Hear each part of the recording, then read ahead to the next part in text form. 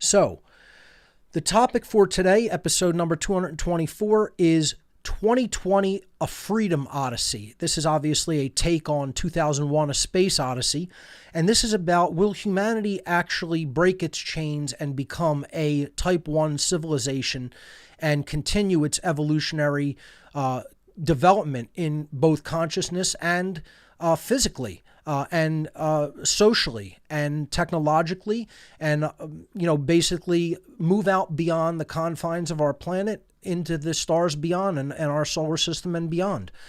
So there are many prerequisites for something like this taking place. It really does have to do with the true evolutionary development of a species. And I want to first explain what a Type 1 civilization means, because many people may not have heard about this term, a Type 1 civilization. So then are there other types? And yes, there are. So for those who may not be familiar with the types of civilizations that exist throughout the universe, or that are postulated to exist throughout the universe, this is known as the Kardashev scale of civilizations. It's a very interesting topic. I first heard about it many years ago, listening to talk radio, and the scientist who proposed this scale of the types of civilizations in our universe was named Nikolai Kardashev, where the term Kardashev scale comes from. He was a Soviet cosmologist, and he proposed this idea that there are different types of civilizations, of beings that have a higher order intelligence, and that it is essentially based on the type of energy that they sustain themselves upon, because all life in the universe requires energy. And he proposed a scale of civilizations that really had to do with what type of energy that they used and on what scale. So a Type 1, or a planetary civilization on the Kardashev scale, can use and store all energy that is available on that civilization's host planet. Okay, so in other words, if we were a Type 1 civilization, we would be able to use the energy coming to the Earth from the sun. We would be able to use geothermal energy, etc., or possibly even, energy that we tap into that is known as radiant energy or free energy from potential other sources. And we would not need to burn hydrocarbons for a source of fuel, what people laughingly call fossil fuels. These things are not from fossils that have decayed and become into oil. They're abiotic sources of fuel that come from our planet and are renewed just like we renew our blood in our body. If a pint of blood is taken out, it is then regenerated and renewed with the hemoglobin. Oil is the same way on the earth. It is like the lifeblood of the earth, and it is regenerated from the earth. The idea that there's a thing called peak oil, we're going to, quote, run out of oil, certain areas of the earth could be, drilled dry, yes, but it doesn't mean that it won't eventually be replenished. And, I've said many times, this is basically raping and pillaging the earth for its resources, because it's like tapping into the veins of a human being and pulling its blood out. It's like a vampiric system. Okay, so a true Type 1 civilization would not do this to its host planet, because it would realize you're in danger of actually killing your host planet, and they would be more intelligent than to, continue to extract hydrocarbon fuels like this and burn them in a polluting way and in an unsustainable way. So they would move on to solar and geothermal forms of energy and other forms of energy, like I said, free energy, radiant energy. So we are not even a Type 1 civilization. I'll talk about in a moment what Earth and human civilization constitutes on the Kardashev scale, the estimate by most scientists. But that's a Type 1 or planetary civilization. A Type 2 civilization is called a stellar or perhaps a solar civilization in some ways of explaining this. But in general, they call it a stellar civilization. And that means that that civilization can use and control energy at the scale of its entire solar system, meaning that it can harness the energy of its host star. Okay? So if we harness the energy of the sun truly, the full potential energy of the sun, we would be considered a Type 2 stellar civilization. Clearly, a stellar civilization would have begun the process of space travel and visiting other planetary systems in its local galactic neighborhood. When you move up the scale of civilizations to a higher order of, energy capability, and obviously a higher order of intelligence and technology, and I would suggest a higher order of spirituality, you get to what is known as a galactic civilization, which we can scarcely conceive of. First of all, we would be able to scarcely conceive of a Type 2 civilization. The technology of a Type 2 civilization would begin to outstrip even human imagination where it is right now. And we would perceive anything of a Type 2 or higher as supernatural or magic, it would seem to us. We would barely be able to conceive of their technological advancements and feats, and they would seem like almost supernatural beings to us, okay? I likened it to taking a piece of high technology developed in the modern world today back into the Bronze Age or the Stone Age and showing it to an early human, and they would not even be able to conceive of what you were showing them. Okay, so it's similar to that, except extrapolate that to way out to advanced technology. We would not even be able to conceive of what their technology was doing in any form, okay, or what it even was. But a Type 3 would be well beyond even a Type 2, because they got to the point where not only can they harness the energy of stars individually, they can harness the energy of all the stars of a galaxy, or at least a local galactic neighborhood, okay? Some people say that this could be semi-galactic and or eventually becoming a full Type 3 would mean they can harness the energy of an entire galaxy. It's almost inconceivable to us as human beings, considering the scale that we're operating on here on Earth, and we have not moved beyond our planet. Most people can't even conceive of the scale of the Earth, first of all, okay? This is why you have so many misconceptions of the size, shape of the Earth, etc. People can't even conceive of the size of how large our planet is. It is almost unfathomably large to a human being. And people really can't even conceptualize things at a planetary scale, much less at a scale of a solar system, much less at a scale of interstellar distances between stars, or how large a galaxy is, or then how large the intergalactic space between galaxies is. It's almost inconceivable to most human beings. Their mind cannot even think in terms of distances like that or sizes like that. So a Type 3 or galactic civilization would be something akin to the Borg or beyond the Borg's capabilities of Star Trek lore, okay? They can use and control energy at the scale of its entire host galaxy. Now, there's also a postulated Type 4 civilization on the Kardashev scale. And a Type 4 civilization would truly be able to do things that we would consider supernatural.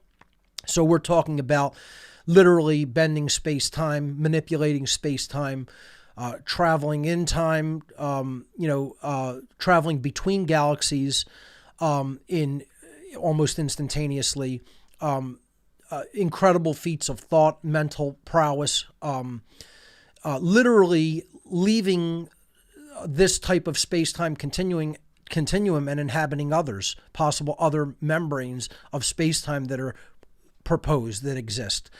So we're talking about a universal civilization at that point, that they would be not only intergalactic but universal, and they would theoretically harness the energy of the entire universe. Obviously, there probably is not a civilization anywhere in the universe that is that advanced, but there are probably some civilizations in the universe at this point that have evolved to the point of being at least semi-galactic or galactic civilizations. It's been proposed by many people that Earth may be being controlled or manipulated by a Type 2 civilization. If a civilization was so advanced to be a Type 2 or stellar civilization, again, their technology would be almost invisible or inconceivable to us. They would be so far technologically advanced, and if they were prone to use us as a resource or a farm of some type, it may theoretically be possible that that is already occurring here on Earth. But we can speculate about that from now until the end of time. The solution is still the same. The solution is growing in consciousness and truly growing in spirituality so that we're not manipulable in certain ways. That being said, let's jump back to the slides and let's take a look at where Earth is at in this whole process. So what is Earth on the Kardashev scale? What is humanity on the Kardashev scale? Not just our planet, but like what are human beings? Our whole, civilization globally, what would it rate on the Kardashev scale of civilization types? Well, as I said, we are not even a type 1. We are considered in the type 0 civilization, which also wasn't on that chart. 4 wasn't on it, neither was 0. 0 means that you are below the type 1 civilization, and that's what humanity is right now. We are considered by most scientists who take a look at the Kardashev scale to be a 0.7, a 0.7 on the Kardashev scale of civilizations. And this means that we're making our way toward being a type 1, but it's still probably several hundred years away, at least a few hundred years away. And I would say that if we got rid of the barriers and problems and worked on the problems to attaining that status, that I've said many times that we would probably be able to do it. I think human beings have such ingenuity and creativity that I would speculate that it would take less than 200 years, maybe 100 years, maybe a little more than 100 years. But I think if we abolished the actual barriers that we're encountering to really advancing as a species, which we're going to talk about a lot here today, that we would break the type 1 barrier within 100 years, if I had to speculate. But that's a big if, okay? And as we're going to see, we're not really close to doing that because of so many beliefs that are contradictory to reality that humanity is still, insisting on clinging on to. So let's move on to the next slide, where I kind of took the idea of, 2020, a freedom odyssey. 2001, A Space Odyssey was really about human progress and evolution. It's a fantastic movie from the absolute alchemical producer Stanley Kubrick. And I think that people really need to check out this guy's films and even re-examine them and look at some of the messages that he was putting in these films. Because I want to talk about this for a little bit before we jump into more material. There's a scene in Kubrick's 2001, A Space Odyssey, where early hominids that are, obviously postulated according to Darwinian theory as would eventually become human beings, whether we accept that theory or not. The whole idea is humanity's on an evolutionary development pathway, and at some point, a technological object from space comes to Earth, and it changes the thought processes of these early hominid creatures. And what it actually instills in them is the idea of a dominator ideology or a dominator culture. It puts into them the idea that they have the right to take what they claim or believe that they need from others of their species and from the animal kingdom, whereas before they were living in a natural homeostasis and equilibrium with their environment and their fellow beings. At this point, what happens is one of the leaders of the pack of hominids kills an animal and, teaches the rest of them how to eat the animal, strip it and eat it. And then he is beating the skeleton at one point, obviously to show his male dominator hierarchical mastery over this creature and, domination of his pack with a bone that he uses as a club, that he also learned how to murder his own species with, who were basically getting in the way of resources that he wanted in the form of a watering hole. Okay. So, which was never something that they killed each other over in the past until this object, this monolithic black stone object, which is a big thing in the dark occult that is referred to as the Black Stone, a big thing in Sumerian lore, ancient Sumerian occultism. But getting back to the storyline, he's beating this perhaps a wild boar with a bone, and he tosses it up into the air at the end of this scene, and it's twirling. And as it twirls, Kubrick, the director of this film, decides to cut away to completely ignore over 2 million years of the development of human beings and all of their civilizations and societies, and cut to the point where human beings are now in space on space stations and have basically established two-way transport to Earth's moon. And a lot of people see this as very puzzling. Why would he do this? Okay, so what I'm going to tell you is my take on why this is done. This totally ignoring like 2 million years of a species development, of a human being's development, and cutting from the point where these beings have basically started to murder that not only themselves but other species, and then cutting away to the point where they're in space. Okay, and have space stations and advanced technology. And he's doing this for a specific reason, okay? What that time period represents is the age of slavery, okay? He is actually putting the idea into people's minds in a form of what people considered hubris and daring, okay? To say nothing mattered in between that point and this point. Nothing mattered from the point human beings started acting like this and establishing systems of domination to the point where they finally begin to emerge to the point in consciousness where they are breaking free of that and becoming a true Type 1 civilization.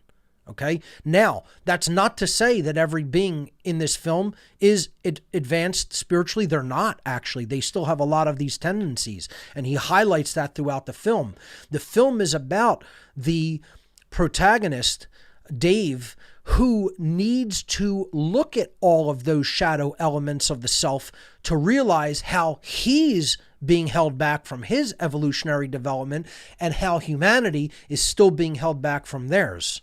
Okay, so, but the whole idea of this cutaway, the 2 million year cut that they call it, or even more years, whatever it is, okay, this idea of this cutaway is basically saying that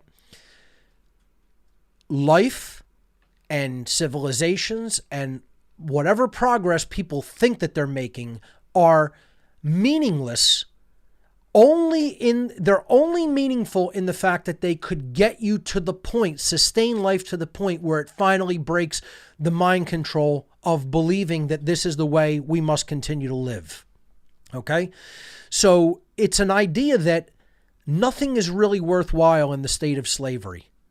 And this is an idea I share and have really tried to communicate with people in my work, that it doesn't make a difference whether you have all these wonderful things, wonderful technologies, wonderful relationships, okay? You know, you could have all the love in the world, and if you're enslaved, really, is it truly love? See, it's a simulacra of the real thing, because beings don't really express love when they're continued to be enslaved, and others of their species are enslaved, or other species around them are enslaved. This is a false notion of love. This isn't higher love. This isn't agape, as it was called in the Greek mystery traditions, of love for all, love for truth, and ultimately love for what is right. This is a false version of, I want to have my little situation where it's tolerable and or pleasurable, but in the big situation, there is violence taking place, there is slavery taking place, there's coercion taking place, and ultimately we're not really doing anything to end that condition of slavery and duress and coercion. And Kubrick is basically saying at the beginning of this film that everything you think you have, everything you think you've done, everything you think you've accomplished is ultimately meaningless until human beings break the bondage of slavery. That it's nothing that we should even concern ourselves with. What we should concern ourselves with is actually accomplishing that goal and then moving past it where potential and possibility exist. That's what freedom is. And slavery is the destruction of possibility. It's the extinction of possibility. And where we're at now is in that extinction of possibility that constitutes the stagnation of human evolutionary development. That's where we are at as a species. We are stagnated. We are stuck, okay? And people don't know why we're stuck. We're going to talk about understanding that, but we're going to talk about understanding the causal factors of why that is. And these are all barriers to emerging, breaking that eggshell and becoming the Star Child, as Kubrick very brilliantly put forward, that is being reborn. This is the spiritual rebirth, coming out of that mindset. That's what Dave finally emerges out of that mindset, recognizing it's holding him back. It's causing his own death. He has to confront his own death. All the things that he thinks are real, that are actually illusions, and things that constitute a holding back from truth and a holding back from evolutionary progress, to be reborn. This is spiritual rebirth. And I regret to tell people we're nowhere near this. We're probably hundreds of years away from this, if that, because of the things that we continue to believe that aren't real, that aren't true, that have no basis in reality, but we continue to accept and believe with religious conviction. Because things that aren't true, that hold us back from truth, that we insist upon believing in, is the definition of religion. That's what a religion is. Religion is something that is not in keeping with actual point of fact reality in nature, inherent reality, okay? And that we insist on believing as true. See, the big part of my work, folks, is the distinction between the real and the artificial, the distinction between reality and fantasy. I go back to it over and over and over, and I'll continue to repeat it because there's nothing new under the sun. The idea that all the things that you do in a state of slavery are just repetition. Every day is the same day in a state of slavery. It doesn't matter what advances you make technologically or even culturally, etc. It's still done in a state of slavery, which is a hamster wheel, which is a cage that humanity is not getting out of because of things they believe. And we have to realize there's nothing new to teach. There's nothing new to learn. You know, I hear a lot of people saying, I liked What on Earth is Happening better when I was just introduced to it and learning all this stuff. Yeah, exactly. You want to know why a lot of people have that effect? Because it was new to them at the time. And when you eventually realize there's nothing new that's going to be added onto, like that's something that is a magical new thing that we didn't know before. It's all about morality. It's all about understanding objective morality. It's all about understanding that rights don't come from human beings, which is a big part of growing and evolving and getting rid of the ego that's holding us back, thinking that we're God, thinking that human beings are God and we can author law. We can write law down and bind people to it. This is all the religious thought process that is holding us back from really becoming that star child and being born again as a species. Okay? That's what the awakening process or the rebirth process is all about. And then truly becoming a planetary civilization where we can move on to the stars. But we're not anywhere near that because of the barriers to becoming a type 1 civilization, which is what I want to talk about, right? What on Earth is Happening has always championed the apophatic process. Apophasis means saying what something is by saying what it is not. And when you say all the things that it is not, then that which remains is that which it is. This is a big, big thing in the mystery tradition schools. To define something in the negative, you will know what it is by knowing that which it is certainly most not. Okay? And this is what we have to do. We have to say, becoming a type 1 civilization, becoming free, attaining true freedom as a species, and being then enabled to utilize human potential and possibility to then go beyond our host planet, is something that is not predicated upon what we must do. Let me say that again, so to really hammer it into people. Truly becoming a type 1 civilization and moving on beyond our host planetary system to any other place in the universe is not predicated upon what we must do. It is predicated upon what we must stop doing. Okay? And people don't like to hear that. The ego is in the way of hearing that. See, even the New Age movement has so much ego in their residual systems, in their shadow selves, that they want to insist, don't talk about the negative. This is the first tenet of New Age bullshit, as I call it. Okay? No, we have to point out the negatives. We have to point out that which is holding us back. Otherwise, we're never going to understand what we have to stop doing collectively as a species. Progress is more about what you stop doing than what you undertake and do as a project. Those things can take on infinite possibilities and infinite pathways and, methods. Okay. But stopping doing that which we are addicted to doing that is harmful, that's one of the things most people don't want to hear. Because what does that directly involve? That directly involves them changing their own behavior, not pointing fingers at others. Okay? And I'm going to talk about a lot of people aren't willing to do that work still, and especially in the freedom movement. Again, this is kind of more of an addendum to last week's show about the lack of integrity that often presents itself in the freedom movement. This is really hurting the movement very badly. And people who have very erroneous ideas about what constitutes integrity in the freedom movement. Okay? Both not holding people's feet to the fire where it should be, and then being way too hard on people who are actually doing something and trying. Okay? So it cuts both ways, that sword. Let's move on to the next slide.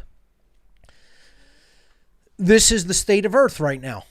Earth is a prison planet. Okay, Earth is a spiritual prison right now as it exists right now. Now, that's not what Earth is inherently.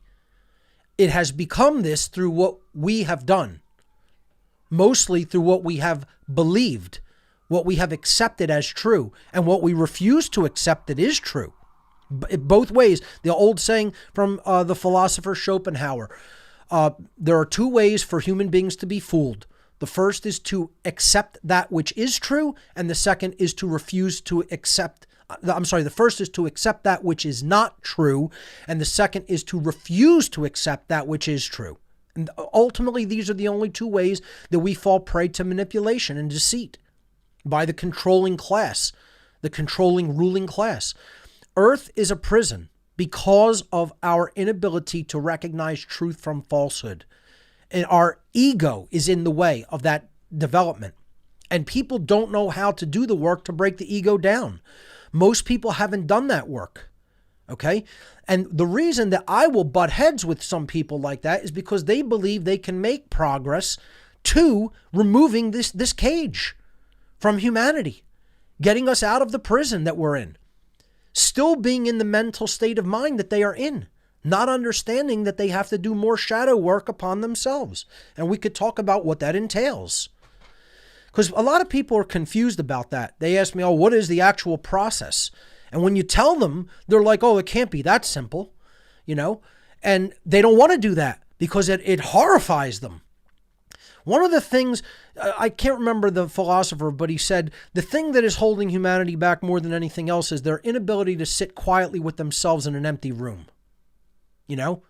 That's one of the things that people are loath to do, they're the most afraid of doing that because they're alone with themselves.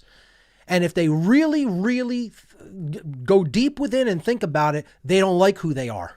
That's what it really comes down to. That's why we see so much outward projection psychologically of constantly putting it on the other person instead of focusing on the self. See, this is the work that I had to do for years to come out of the satanic mindset and to come to an understanding of all of these principles and an understanding of what really we must do as a species and what we must stop doing as a species.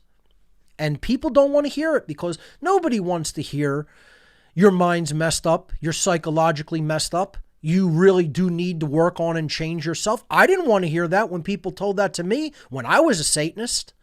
Okay? I was like, you don't know what you're talking about. No, I didn't know what I was talking about. I was wrong. My ego was in the way. Hardcore in the way. Okay? And most people are still in that state where their ego is in the way and they can't recognize it. Because the spiritually ill, the emotionally ill, the mentally ill don't know that they're spiritually, emotionally, and mentally ill. They think they're okay.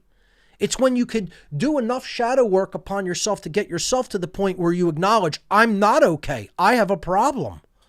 There are problems that I need to work out internally in my own self before I could point the finger at anyone else. Now, I would claim that I have done that work, but no one is perfect. There is always room for improvement and to do more of it and to continuously refine that process. and attain toward getting better and better, moving toward a state of perfection, but realizing in the 3D world, that's an impossibility. You're never going to reach perfection. Okay, this is like, even in the Borg in Star Trek, this idea that that's what they're trying to achieve, and they're becoming more and more controlling, to achieve perfection with themselves and then assimilating other beings. Okay, it's because they've latched onto this notion that you can achieve perfection in the physical domain. That's where their imbalance went completely awry and got out of control and ran amok. Okay, so perfection, the notion that we can attain perfection, is why most people never even try to work on themselves. But we're going to get more into self-improvement and development later in the presentation. This is the state of Earth, is my point. And there's one overarching thing that more than anything else has to be recognized and realized in the minds of human beings that is holding us back as a species. It is the religion that is ultimately holding humanity back more than any other religion, and it's the tagline for the show. Ladies and gentlemen, let's spell it out one word at a time. Government is slavery. Whether you fully understand that or realize it or not, it is the case. It is the truth. It is the eternal truth. Nothing will ever make that untrue. If you don't understand that or accept it, your ego is in the way. Your ego is in the way if you do not understand that eternal truth. There is no authority vested in 3D physical beings on any planet, in any solar system, in any galaxy, in the entire universe, or any other potential universe that may or may not exist. There is no other authority except the laws of nature, which many people will call God. I have no problem with that term. Some people have a problem with it because they have an atheistic mindset and have a problem with the term God because of what religion has twisted and morphed that term into, which is also a big crock of crap. Okay, I'm as anti-religious as any atheist, but I'm also going to talk about how atheism is another religion that is completely destroying the freedom movement and is destroying the understanding of what is true in the universe, particularly when it comes to natural law. So this is the principle that people have to understand fully. Government has no moral legitimacy to exist. It is slavery based on coercion and violence. It always was slavery based on coercion and violence, and it always will be slavery based on coercion and violence. The end for all eternity. Okay? And the people who cannot understand or accept that have a calcification of the ego problem because they have latched on to an erroneous axiom of belief, which is a foundational core belief mind virus, okay?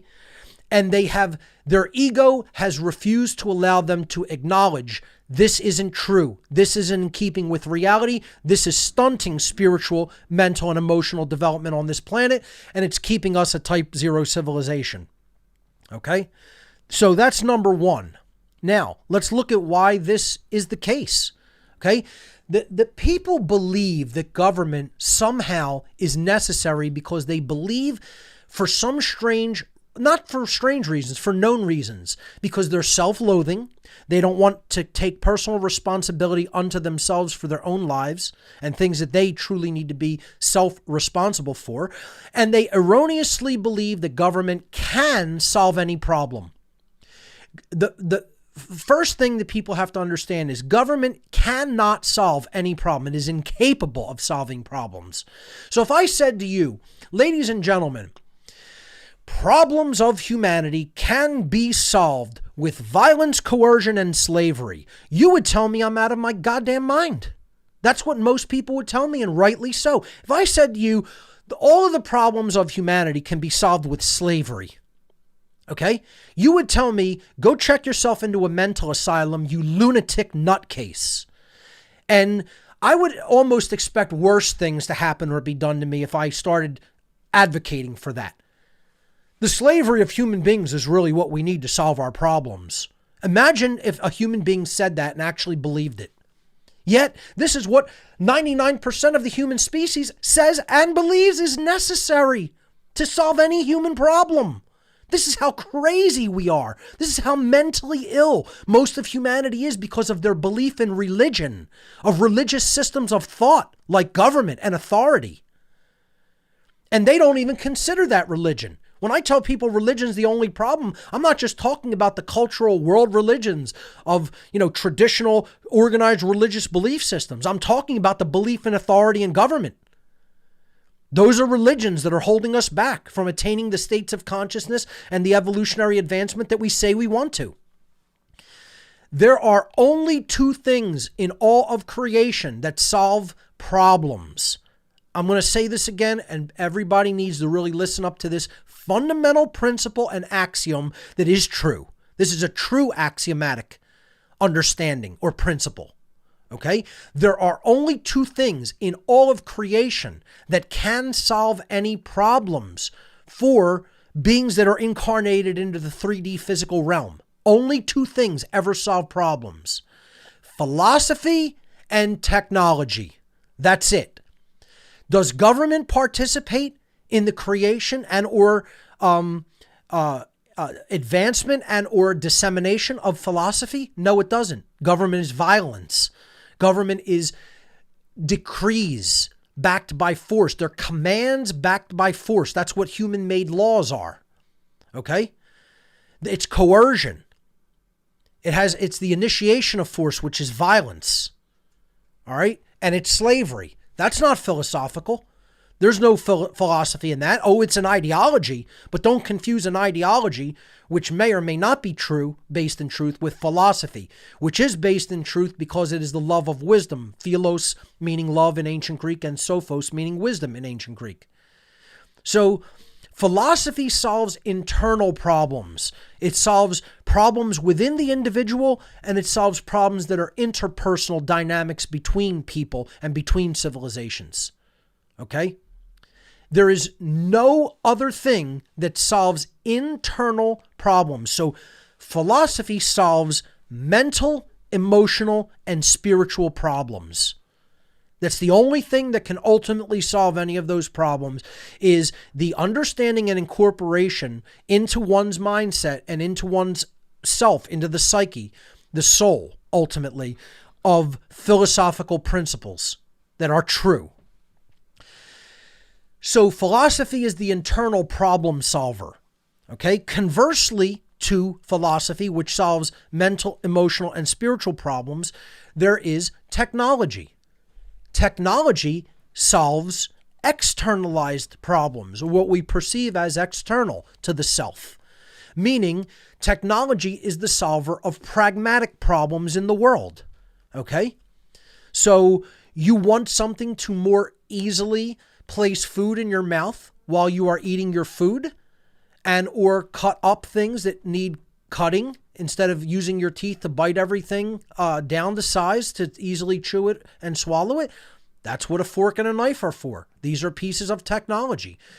You don't want to use your hands to wipe your face. Napkins have been invented. It's a piece of technology. We don't even think about things like this as technology. The camera I'm broadcasting over is technology. Okay? The computer that's sending out the stream is technology. These are all problem solvers. Okay?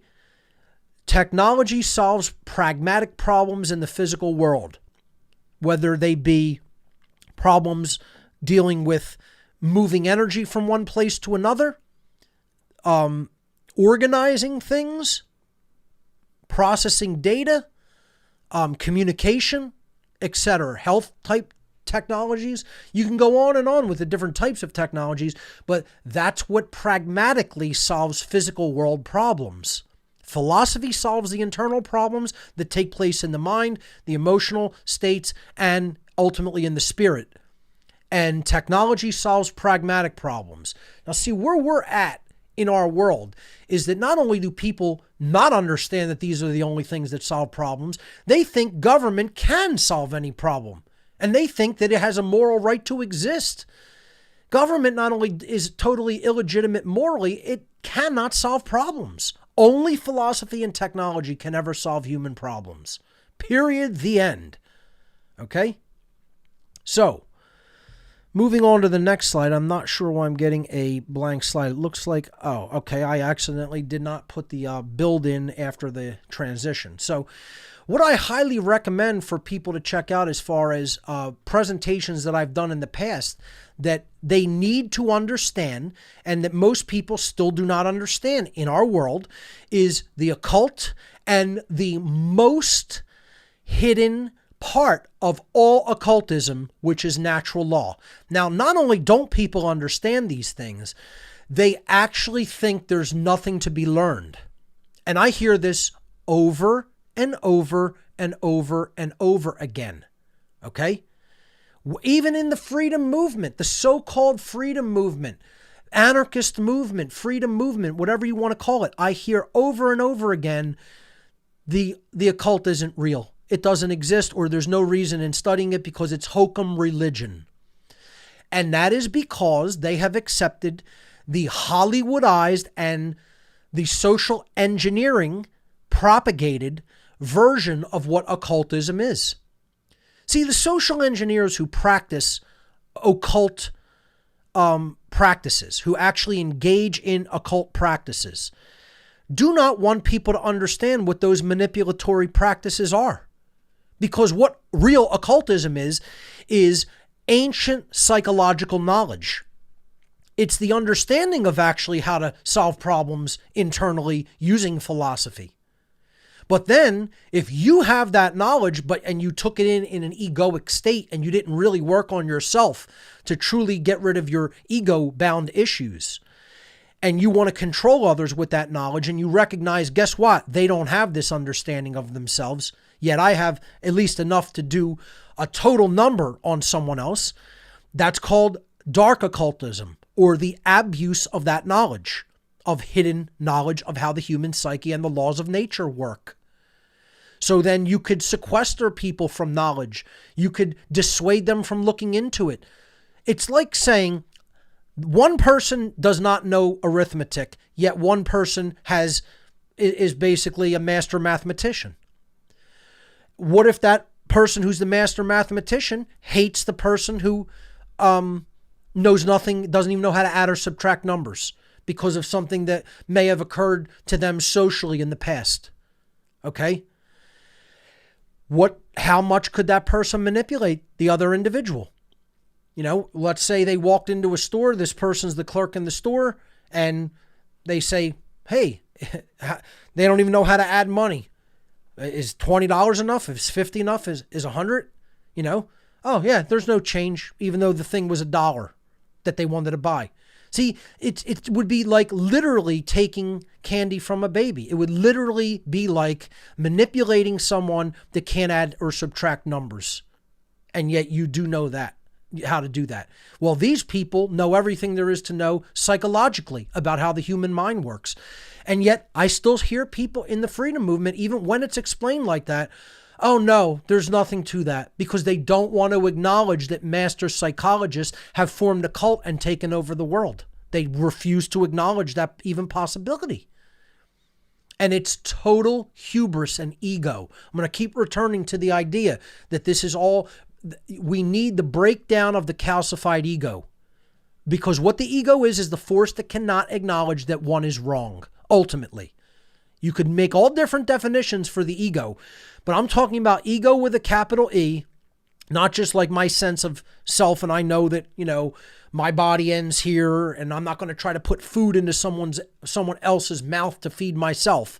Obviously, we have to have that small e ego self. Okay, I'm talking about like problematic ego of selfishness, of refusal to admit when one is believing in things that aren't real or true, or refusing to acknowledge that you've done something that's wrong. Okay? Again, people in this, even in the freedom movement, they do things that are clearly wrong, that are clearly based in some form of theft, and they won't even acknowledge it. They won't even apologize and say they're sorry for it because the ego is in the way. They haven't done the shadow work to eliminate the calcified runaway ego. So the next part that people have to understand, the next key to understanding is natural law. These are the laws of creation that ultimately govern behavioral choices, that basically put consequences into effect for our behavioral choices. So if we go back to the slide, my two presentations on here, Demystifying the Occult and Natural Law, if we could bring those back up. Yep.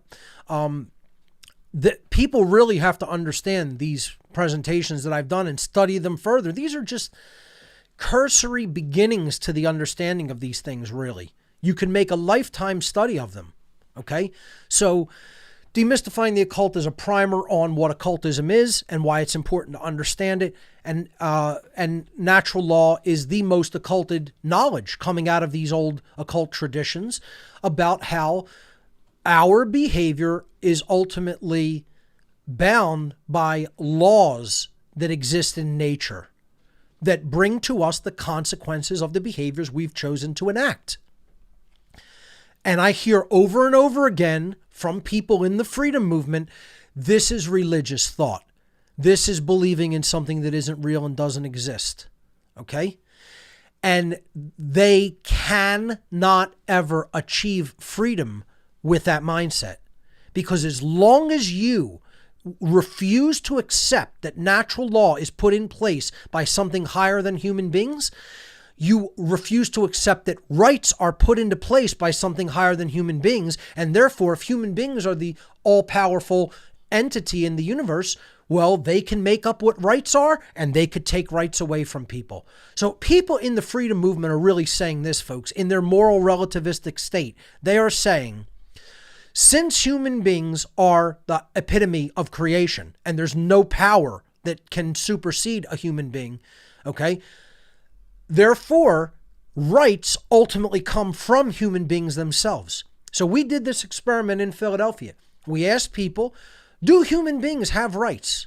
Self-existing rights? And they say, yes, they do. And then we said, well, where did they come from?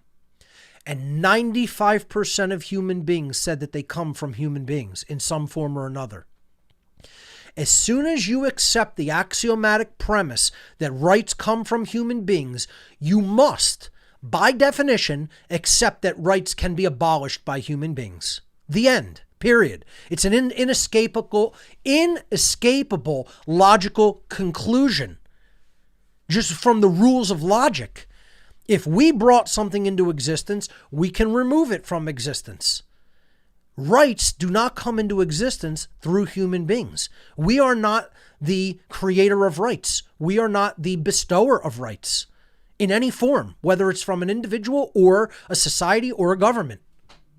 And when we ask people where rights come from, only a handful of people actually really got the correct answer and said rights come from creation, nature, God, whatever you want to call it, the laws of nature. Doesn't matter how you verbalize it. The word or label is meaningless. It comes from a higher power than man. The end. That's it. Okay? That's not religious thought.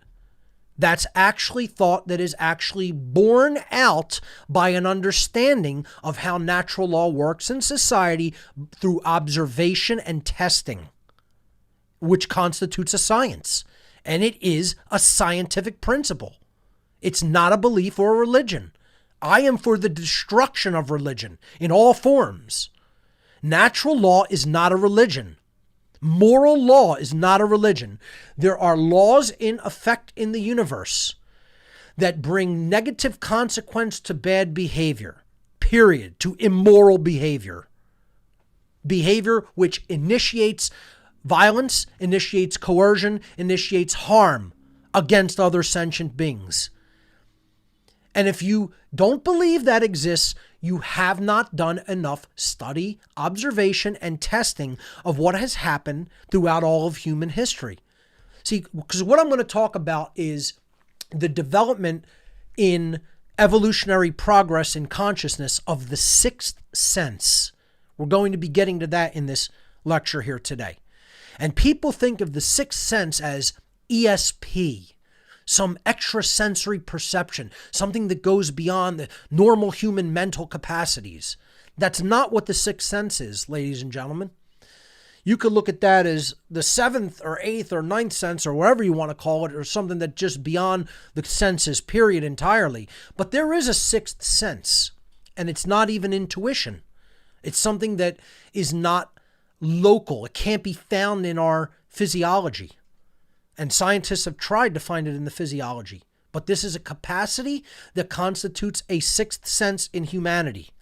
And we're going to get to what that is, because that is how you corroborate and quantify how natural law functions. And most people don't have it. They don't have this sixth sense developed. It is stunted in them. All right, so we're going to get to that in a moment. I want to just talk about a technological advancement in a civilization first. Technological advancement would not necessarily drive advancement in consciousness, but we are also nowhere near the technological savvy and advancement that we would need to become, get to become a type 1 civilization. Meaning we would have to implement technologies that don't burn hydrocarbon fuels and pollute our environment the way that we do now, thinking that that's something that we must do. So people even use technology in some cases as a religion. And I call, when they have too much faith in established science, established scientific institutions, I should say, as scientism. And this is also not a religious term. It means don't place too much faith in established scientific institutions that are ultimately run by government grant money. That's not real science. I'm all for real science. Real science has the trivium as its truth discovery methodology, which we're going to talk about the trivium. Okay? And it is not just believing what the scientific institutions tell you because, oh, they said it and they're the arbiters of truth. That's what I'm talking about as scientism. Real science is repeatable. It's testable. It's something that we can conduct experiments to corroborate and verify. I am all for the real true scientific method through the trivium process and quadrivium as the quantification of that method. Unfortunately, that's not what modern science really constitutes. It has become dogmatic, religious in its thinking, hardened in its thinking, egoic in its thinking, and it has been largely based on money and what people will pay to fund and what people will pay to suppress. And if you don't think so, you're a naive person. You're just it's like childish, naive thinking to put your faith in scientific institutions as the arbiters of all truth. Now, people who do that are religious. They have a religious mindset. They don't really understand what real science is or how it's conducted, probably because they've never really engaged in the scientific method themselves.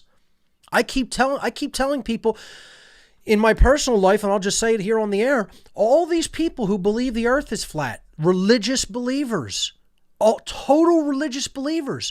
You need 2 little tiny pieces of scientific equipment to totally prove to yourself that the flat earth model cannot be true. You need a pair of solar observation glasses, or otherwise called eclipse glasses, and you need a digital caliper. That's it. 2 little devices, and you could track the path of the sun in the sky harmlessly without harming your eyes, and take a measurement with the caliper of how much it occupies in the sky and realize that doesn't change, so the sun cannot be getting closer or farther away to you. It's that simple. And guess how much that costs? It'll take you basically from sunup to sundown in time to do it, okay? And it will cost you $20 on Amazon or eBay to get a cheap digital caliper that's at least a decent one, and to get a decent pair of solar observation or eclipse glasses. And that's it. $20 and a better part of the day. That's it. And people will not do that scientific experiment, or will insist that that's not a refutation of the model that has been suggested as truth by this ridiculous community of religious believers. The CIA made a religion and got a bunch of jackasses to believe in it within a short period of time, okay? Because they're trying to exercise their power as occultic gods, saying, look what we can get all of the riffraff out in the world to believe. And they're laughing their asses off at people like that have no scientific understanding whatsoever and can't even conduct a simple experiment with simple equipment that they could buy for $20 on eBay. Okay? That's how much these occult masters are laughing in humanity's face at how dumb they are. So let's move to the next slide. I am for the destruction of all forms of religion. Let me make no bones about that or no mistake about it in anybody's mind. I have been anti-religious from day one. And here's the problem, folks. Because other people are anti-religious, but they're reactionarily anti-religious. They're not logically anti-religious. They have a reaction against religion. This is what I was. In my lack of knowledge and in my lack of the understanding of the scientific methodology when I was young, okay, I turned reactionarily anti-religious. There's a difference between being logically anti-religious and being reactionarily anti-religious. So my reactionary state of rejection of religious dogma led me into a mindset of hatred and a mindset of incorrect form of rebellion to move into the belief in the dark occult and Satanism. That's my life path. That's what happened to me. And I didn't wake up until I realized that this was a system of slavery being directed by social engineers and the most powerful people in human civilization, as far as what resources they had at their command and how much they actually held sway and thrall over the human mind. Culturally, they were the culture creators, they were the social engineers, and ultimately they were the master psychologists that had dark occult knowledge. They had the knowledge of the occult and they were using it for totally abusive, dark purposes, namely to enslave. And ultimately, really to cull, which is one of their agendas. So, when you are reactionarily anti-religious, you will be led away from the truth. It won't get you to the truth because you're just reacting against one thing that's not true. The social engineers always have prepared something ready and they're able to go with it. You're reacting towards something that isn't true, and they have this other dialectic prepared. This is the dialectical manipulation that they practice. It's called the Hegelian dialectic. Okay, I call it polarization dialectics. Okay, you have one false extreme that isn't true, and when people recognize it isn't true and react against it, instead of logically coming to the conclusion of how and why it isn't true through scientific process, through truth discovery process, you could easily sway them into a totally polar opposite, also untrue dialectic. And that is the difference between all religions and atheism, all cultural religions and atheism. Now, here, when I say I'm against all forms of religion, I'm not just talking about the world/cultural organized religious traditions like Christianity, Judaism, Hinduism, Islam, etc. Those are what I call the world and cultural organized traditions. Whether they're world religions or just locally cultural organized religious traditions, it's irrelevant. Those are the known religious traditions that have names. Then we have religions like government, politics, money, the belief in authority. These are also religious belief systems. I'd put carnism up there as a religious belief system, okay? I would put the belief that we can be free without accepting the existence of natural law and understanding how it works. How about that as a religion? What's your religion? Well, my religion is I think that humanity can be free, yet natural law is hokum, and it's bunk, and we don't need to know anything about it or how it works, and yet we can be free. That's religion. That's religious thought. How about this one? I believe that we can be free, but we don't need to actually develop any kind of sustainable technology. We could just continue to burn hydrocarbons, which we're totally controlled by, and pollute our environment and create an unsustainable planet, and yet we could just be free. We could somehow attain freedom in that mindset. That's a religion, What about atheism, which we're going to talk about? That's not a religious belief. That's a religious belief holding us back from the truth. Because not to acknowledge the existence of some form of ordering force or intelligence in the universe that sets laws into being, whether it sets them into being or sustains laws that are self-existing. Any way you want to look at that, that is a higher order force, a higher order intelligence, a higher order power in creation. Again, you don't need to believe in a personal deity that like interferes in human affairs. I don't accept a personal God. I believe God is law in creation. And it allows total free will, because to interfere in free will would be to enslave. And the creator / creation does not do that. It allows choice. It allows free will. But it sets laws. It has laws that are in effect, that it put into effect or sustains, that it allows one to make decisions and learn how those decisions interoperate with the law that is in effect in creation, to learn and to grow and to understand how things really work. And those laws do not constitute a prison. This is what the dark occultists think. They think because there are laws binding behavior and we can't do whatever we want without consequence, that's a prison. That's their mindset. That's their mentality. That's their worldview. So again, I'm for the destruction of all religion. I think religion is the one and only problem that humanity ultimately faces. You can look at all of the things I'm saying in this presentation, and it all comes back to religious belief, which is believing something that isn't true, that holds back our progress in consciousness. From the Latin relegare, meaning to hold back, to tie by binding, and to thwart from forward progress in consciousness. That's literally what the word religion means, where it comes from. So, I don't know how I can make it any more clearer. I've said before, maybe I just need to make a whole presentation about why I think religion is the whole problem, because people still don't understand what I mean by the word religion. They hear religion and you think your definition. You hear the term natural law, you think your definition. You hear the word evolution, you think your definition.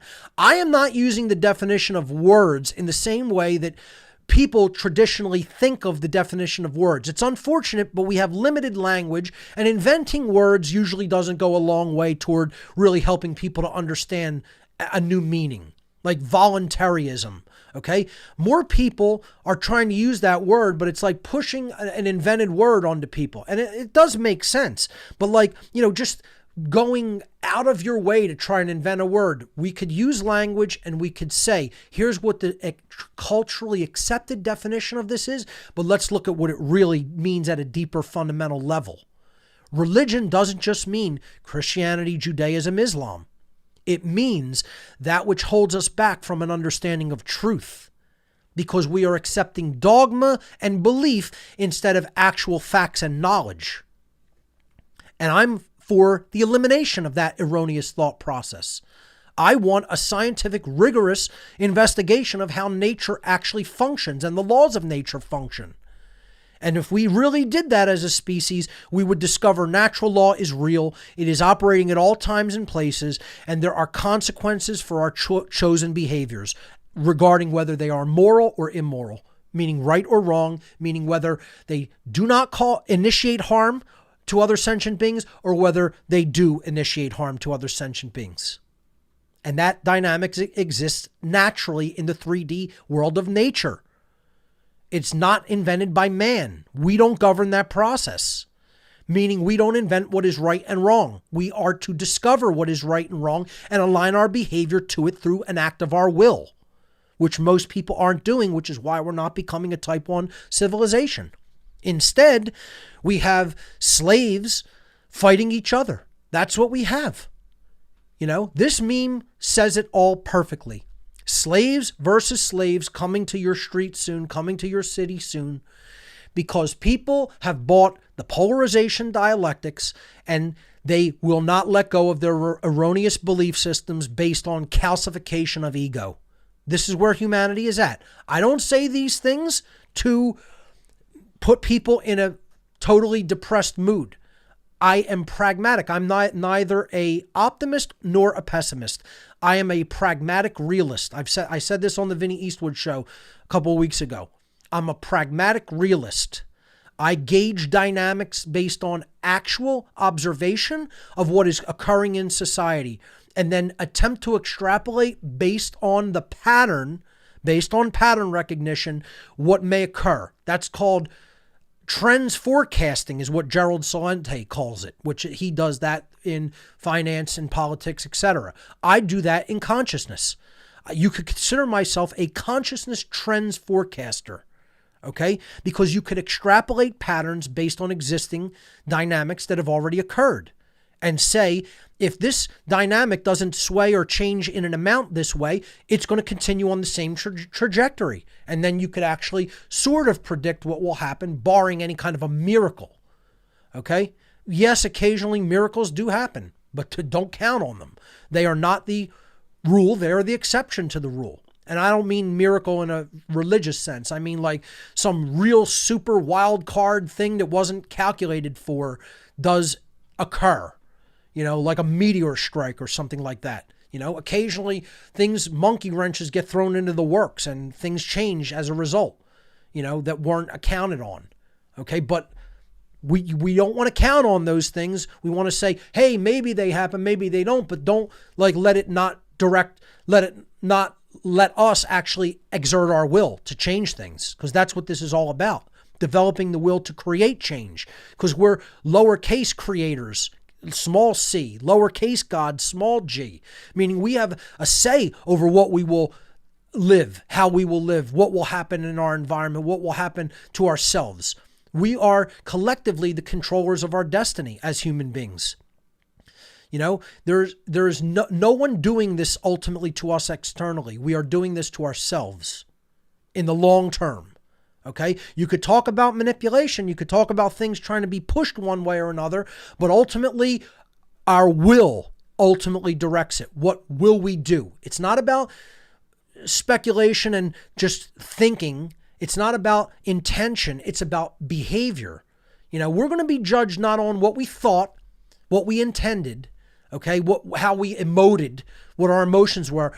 We will judge ourselves and our own progress and evolutionary development based on what we did, what our actions were. That's what that ultimate value is going to come down to, what we did or did not do. And right now, we're falling into the divide and conquer strategy of the social engineers. And we have to get out of that mindset of us versus them. Yeah, there is people who believe in order following, and they have to get out of that mindset. The order followers, the moral relativists, the problem of them not understanding morality absolutely lies in their mind. It lies with them. They are religious believers. But what I'm trying to say is we can't keep taking this idea of we're just going to be fighting each other. That's what the social engineers want. They don't want us uniting and understanding the occult principles they're operating on and ultimately overturning their mind control, not falling for it anymore. That's the last thing they want. Is it possible? Yes, it's still possible. Is it likely? Not based on how humanity's going. We're not exerting our will to understand what we need to understand, to learn what we need to learn. And ultimately to stop buying into dialectics, because that's exactly what they want. They want slaves fighting each other instead of understanding how the slaves are being manipulated to stay in slavery by what they are conditioned to believe is necessary, is somehow moral, when in fact it's violent, coercive, and creating more slavery. And now we're in an era of censorship of information and words and the communication of ideas. That's how crazy the slaves have gone, believing that their masters have a right to rule them, that they actually want to take information like this away from people so that it can never reach their eyes and ears and they can never understand that they're slaves. That's how bad things have gotten. Now, the dynamic that people actually have to learn how to evolve within themselves and activate within themselves, which constitutes the sixth sense, is memory. Now, I'll bet you most people weren't expecting it to be that. That is the ultimate human sixth sense. Okay? So the other five senses help us to make sense of our immediate environment, but then there's a sense that goes beyond locality in time. It goes beyond the local space-time that we're occupying, okay? And it goes back into the past. The ability for human beings to remember and to carry on that memory through the preservation and dissemination of information, of truth. That is what we have to activate in ourselves as individuals and as a species. Because the failure to activate the sixth sense of memory that operates outside of time, okay, means that we are condemned to repeat the mistakes of people from the past. The mistakes people made in the past. And the mistakes that ultimately our ancestors made in the past is that they accepted and believed with religious fervor the idea of authority and government. That's the main thing. They believe that they can give away their personal responsibility to someone else to protect them, that it can be done in nature. They believe that they can delegate rights that don't exist in themselves. I explained this I went to the Liberty on the Rocks meeting in Philadelphia this past week and helped explain to a new attendee. You can't pour something out of empty glasses. It doesn't matter how many empty glasses you put on a table. You cannot fill another glass over here from all glasses that have already been drained and are empty. It's not possible to do. You have to have something in them. So in order to give somebody a right, first of all, human beings can't do that anyway. But if we were saying, I'm going to allow you to take the responsibility of doing this, you first have to have the ability to do that morally. And then you could say, I'll delegate that responsibility to you. Okay. So let's say in a business operation, a CEO might delegate responsibility and does delegate responsibility to handle certain things. Well, it's their business. They're allowed to do that as long as it's a moral thing and it's not taking away anybody's rights. So delegation can happen in things like that. But when it comes to saying you have a right to do something that I don't have a right to do, okay? I can't tell someone that they're allowed to steal from someone else. I can't tell someone that they can coercively control the behavior of someone else that is not harming any other sentient being. You cannot delegate a right that doesn't exist for an individual. That completely annihilates the idea of government altogether. The person I was explaining this to agreed. And I said, well, then you're really already an anarchist. You just don't know what anarchy really is. And you don't know that you already agree with the basic tenets and principles of anarchy. Because they believed in non-aggression principle and they believed you can't delegate a right that you don't have. You know, again, I recommend to people, I recommended this in my interview with Vinnie Eastwood, listen to the philosopher Jan Helfeld, okay? Jan Helfeld, okay? He's been doing videos for years where he goes into politicians' offices and he asks them if they believe that rights that don't exist for an individual can be delegated to another individual or group. And he just shows them making complete asses out of themselves. Because they either have to admit that they believe rights that don't exist can be given, that I don't have it and no one has it, but we can come together and grant something that we don't have for ourselves to someone else, which is logically impossible and makes no damn sense. They either have to admit that or they have to admit that they cannot be done. So that cannot be done, and that obviates the moral legitimacy of government. It destroys any idea that government can be morally legitimate ever. So you just watch these little worms squirm. He makes them dance, this guy. Highly recommend his stuff. Okay? And he makes these people squirm because they're liars and they're immoral trash.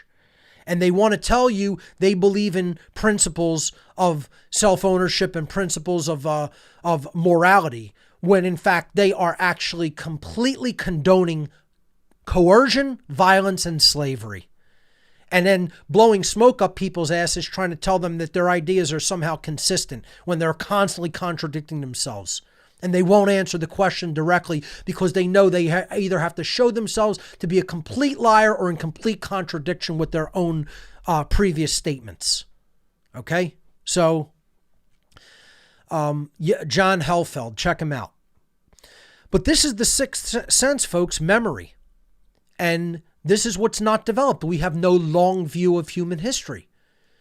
We have no short view of human history. I mean, we can't remember what happened yesterday, let alone what happened hundreds or thousands of years ago. This is what we have to develop and hone our sixth sense of memory. Because if we don't, we're going to continue to make the same mistakes and continue to believe in the same erroneous things, believe in the same religions that our ancestors did that put us into this situation as a species of slavery. How we do that, how we get out of this whole erroneous thinking, is by employing the true truth discovery methodology or the true scientific principles of the trivium method. I've done a whole show on the trivium and quadrivium, and what people have to understand about it is a three-step process. It means the three methods. That's what the word trivium literally means. From tres, tria in Latin, which means three, and via, which means road or way, and then that also means by means of or by method of. So when we say I did that via this method, that's what it really means. It means that you've taken a certain method. So it's the threefold method for truth discovery. The first is input or grammar, assembling data from an eclectic array of resources without prejudging it.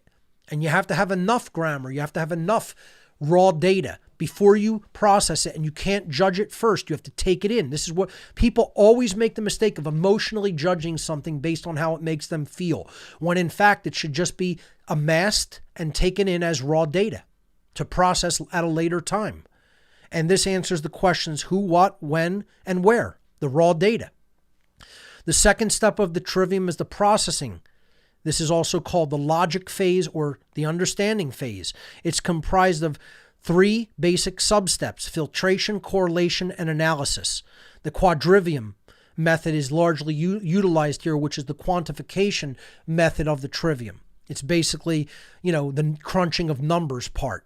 But you have to filter out logical inconsistencies. You have to correlate data to understand how there are cross connections between the data and what it means, the analysis, coming to a conclusion of what it means.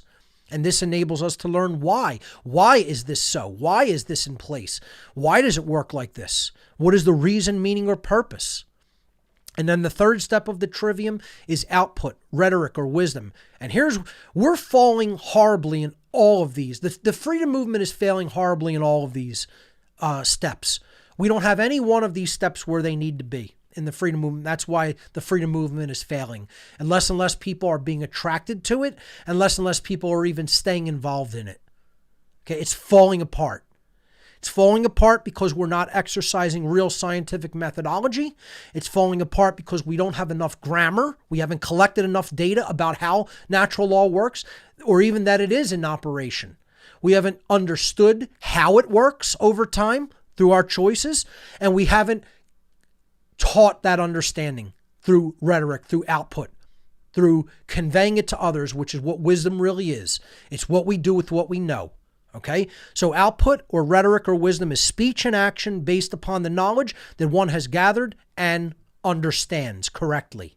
This is how knowledge and understanding are propagated so that real and positive change can be created and realized.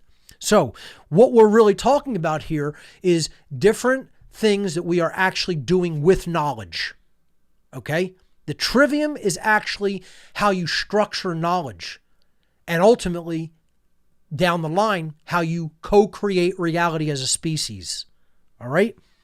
So the first step of the trivium, the input phase, it constitutes having knowledge.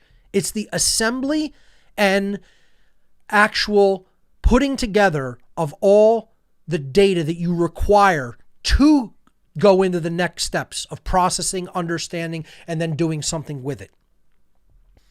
The second stage, processing, constitutes understanding the knowledge that you have gathered.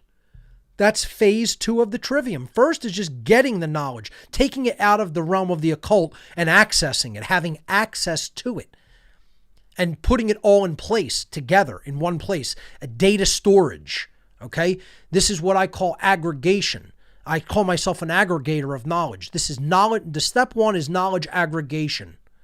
Okay. Step 2 is processing it so that you come to a correct understanding of what it all means. And then step 3, the output or rhetoric stage, means you're taking right action with that knowledge that you now correctly, properly understand. The freedom movement isn't doing any of these 3 things. They don't have the knowledge of natural law. They don't understand the knowledge of natural law or what it means and how it works. And they are not taking the right action of that with that knowledge by teaching it to others. They are continuing to go in circles of telling people that political and financial machinations are all we need to become aware of, and then we need to rearrange the deck chairs on the Titanic by rearranging the political system, and somehow we will magically come out of human slavery without addressing deep-seated issues of dealing with human consciousness and spirituality, because they think those are meaningless terms, most people in this movement.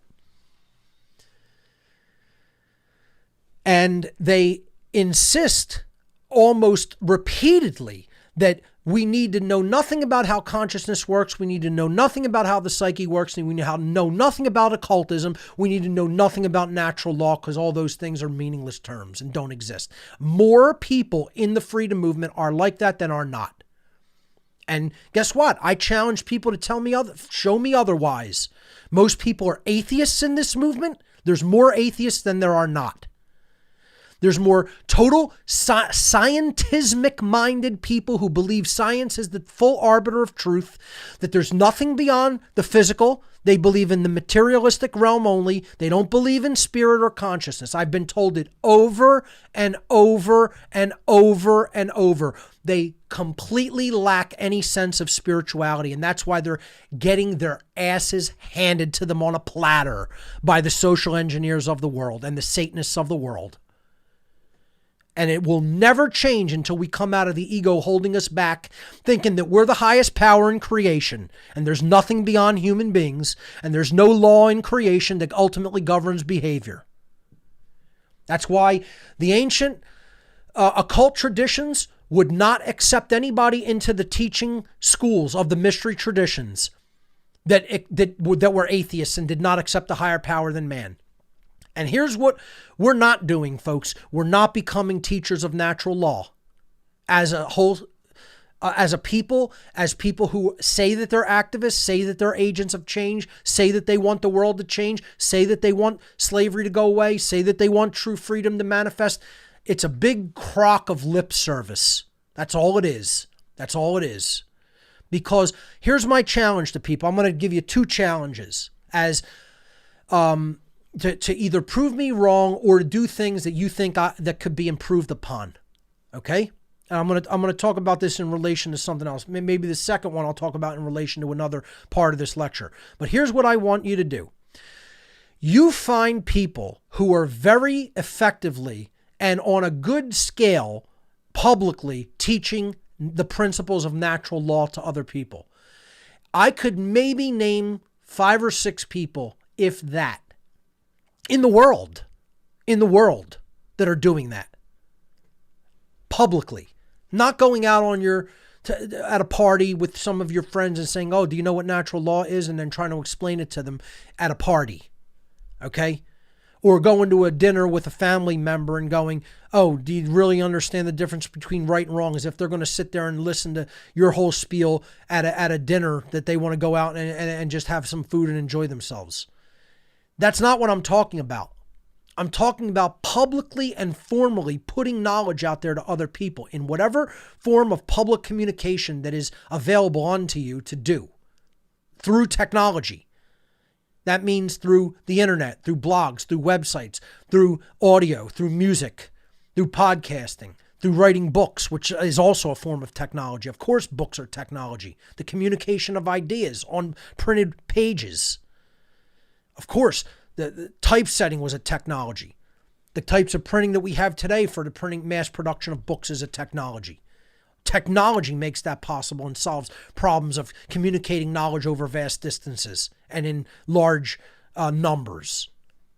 So this slide represents how many people are actually really becoming teachers of natural law in the world. The numbers are horrible. Horrible, horrific, pathetic. And again, this is my challenge. And people will say, oh, I'm not ready, or, oh, I'm afraid to speak publicly, or, oh, I don't know how to do it, or, oh, I don't know the technology how to do it. Well, guess what? Maybe you need to take the time and learn all of those things. I didn't know how to do it when I first started doing it either. I started and got better at it as I went, which has evolved into what I'm doing now. And I'll get better at it as I go doing this. We try to constantly improve, get some better technology. So we increase production value, learn from our mistakes, get faster at doing these things, get better at doing them, put them out to a wider audience. That's what it's all about, is learning and growing. Why shouldn't I want to grow my operation and reach more people? I think I'm the best at what I do.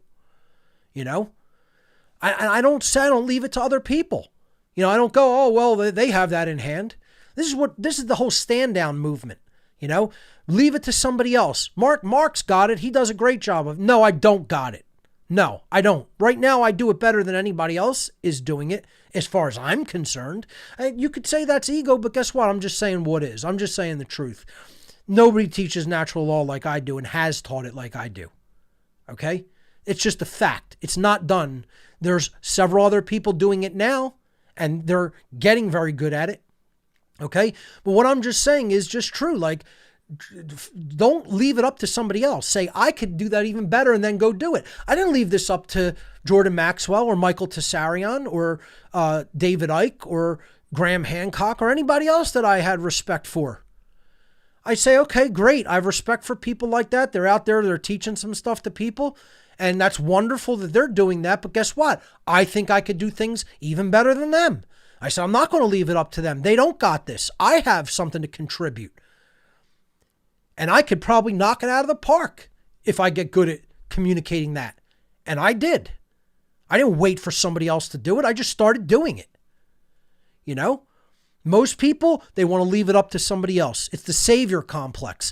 I don't want to be anybody's leader. I don't want to be anybody's savior. I'm not your leader and I'm not your friend. Okay? Am I a teacher? Yeah, I'm a teacher. Okay? I want to set an example and let people learn by that as well. Have I set an example in what I am doing and how I'm communicating things? Yes. Okay, I want to try to tread a line between being hard on people for what they're not doing and encouraging them to actually get involved, because that's the principle. We're not going to become a type 1 civilization or go beyond where we're at now unless more people get involved in helping to progress humanity and consciousness. Not going to happen on its own. It's not a automatic process, folks. Biological evolution was an automatic progress to get us up to this point. Now it's up to our will. It's up to our mental capacity. It's up to our spiritual growth. And it's ultimately up to our will of what we will do and what we will force ourselves to stop doing by an act of our will. Stop believing in and stop doing the immoral things that we have to stop doing, like following orders and believing in slavery and coercion and violence toward our own species and others.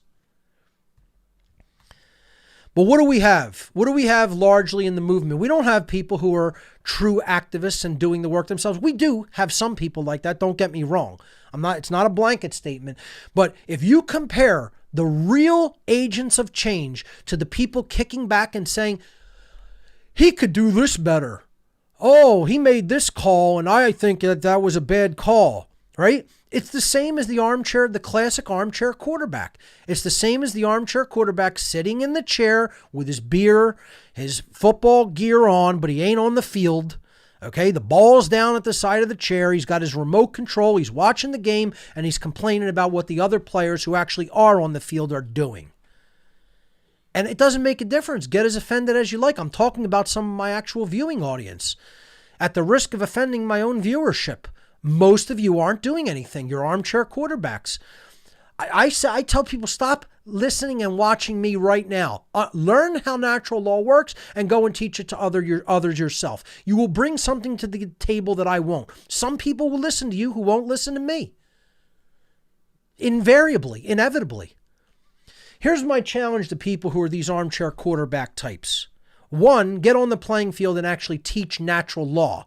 Instead of actually complaining about what other people do or don't do, actually teach natural law to people. How about that? Imagine me making my show, okay? How David Icke fails at teaching people what he teaches them through his books and lectures. Imagine if that's what my show was about. Focusing on another man. Okay? First of all, that's a little creepy and weird, right? Secondly, I shouldn't be the focus on anything. The laws of morality are the focus that we're talking about here, folks. And people not understanding them is why we're held back as a species. Do you think your time is well spent attacking anybody? You can go and attack people who are really doing evil in the world, but will I make my show all about how Henry Kissinger is an evil bastard? I'll let people know I think he's one of the globalist agents out there, of course, but I'm not going to make my whole show an attack on one individual. The show is not about attacking anybody. The show is about the understanding of principles. The show last week wasn't an attack. The show last week was an explanation of an experience I went through so that if other people say, I'm going to work with these individuals, be aware this may happen. That's called holding a court of public opinion, of saying what occurred and letting people make up their mind. So do you believe the people who did these things that I outlined, or are you going to believe me as to that this is how it happened? You make your own decision and then go and do what you're going to do. But I will also tell people not to expect me to work with people who necessarily trust people who I know are untrustworthy. You know, you could say that's guilt by extension, but it's like I have to also kind of cover my ass and play self-defensively sometimes. You know, I can't just open, things that I do to other people who I may not be able to fully trust because they may be working with people who aren't trustworthy. You know, you have to be careful about that when you're doing things like this. Okay, so, my point is instead of just talking about what other people don't do right that you think they should be doing or how they're failing, actually get on the playing field and do it yourself. I didn't go, there were lots of people I was like, oh, well, he's doing this right, but he completely misses this. I never saw anybody actually talk about natural law, even though I knew about it when I was watching a lot of these other teachers. And I didn't go, let me just totally rip into somebody like Michael Tessarion for not actually using the phrase natural law or teaching the morality of natural law and not teaching anarchy. He was doing his work. I'm doing mine. It's sort of, a little bit disappointing that someone like that has chosen to attack me. And I've never said an unkind word about someone like that. I don't go and attack other people for doing part of the work. I appreciate them doing part of the work. I'll fill in the gaps in places that I think are important. Some people say, Mark, you don't talk enough about, this aspect of shadow work or this aspect of meditation or whatever. Hey, if you think you could do it better than me, wonderful. Maybe somebody else could teach how to move people along less harshly or a little bit more compassionately or try to uncover their personal traumas. I'm not here to be a personal guru for anybody or work you through your issues. I could show you the tools for doing that, but I'm not somebody that says, go and sit down in the chair and I'll be your psychologist for the day. You got to put the big boy pants on and the big girl pants on like I did and solve your own issues, your own internal issues. That's not what I do. Hey, maybe people go, oh, well, since you don't do that, I'll do it and I'll do it better. I'll do it more effectively. Wonderful. Go out and do that. Show me how that's done. Right? But get involved. Getting involved solves the problem. Talking about what other people are doing wrong or not doing doesn't solve the problem. You're not part of the solution when you do that. Okay? Okay, if somebody's doing something overtly immoral, expose that. Right? Especially if they're asking other people for their trust. But don't just start attacking people who are actually doing something. That's not a good use of your time. It doesn't matter who it is. It's not a good use of your time. The time should be spent teaching objective morality, teaching natural law to people and explaining them how it works and why it's important to know about it. Teach occultism to people. Explain to them how it works and why it's important to know about it. Teach them the underlying causal factors, the why. Okay? Get them to that level of understanding. How many people are doing that in the world? Not many. They're all looking at the daily events, the happenings. I could be sitting here talking about coronavirus. I could be sitting here talking about Trump. I could be sitting here talking about, whatever's going on in the leftist communist circles of politics. It's all the symptoms. Getting to the causal factors is solving the symptoms. And people who point fingers at other people, they're not doing that work of exposing the causal factors. They're getting involved in interpersonal drama. I'm trying to analyze what is the psychological factor that's making people behave that way. You know what it is? It's trauma in their life that is unresolved. It's them not doing the shadow work upon themselves. Deep internal shadow work, alchemical shadow work, deeply done upon their own psyche because they still have unresolved traumas. It's deflection. It's, putting their projection. It's saying that their psychological problems are actually other people's when they're not really doing the work to resolve those psychological problems and traumas in their own life. See, I only look at it from the perspective not to point fingers and obsess on anybody in particular. I'm talking about what is this psychological dynamic? A lot of people take the approach, never even mention it, right? And guess what, folks? I don't pay attention to anybody individually, personally. I don't have time for that. I'm not going to feed into that drama, right? But I'm talking about the psychological dynamic of all the people in the world who behave like this. That's who I'm talking about. A lot of people get egotistical and want to say, he's talking about me. I ain't talking about you. Okay? Trust me, I won't waste my time for a moment. I have way bigger and better things that I'm doing with my life. I'm actually doing things that take up my time, that take time to do. Okay? Like build presentations and deliver presentations and attend places where people want to hear me speak because they think I have something valuable to say and to teach them. So my point is we have to look at the psychological dynamic because this armchair quarterback syndrome is one of the things that's holding humanity back from becoming a type 1 civilization and getting out of human slavery. So analyzing the psychology of this, the diseased psychology, is very important. Not focusing on the individuals. And then, through putting that knowledge about how they can heal their traumas, we're helping them get up off that chair and get onto the playing field and really do the work.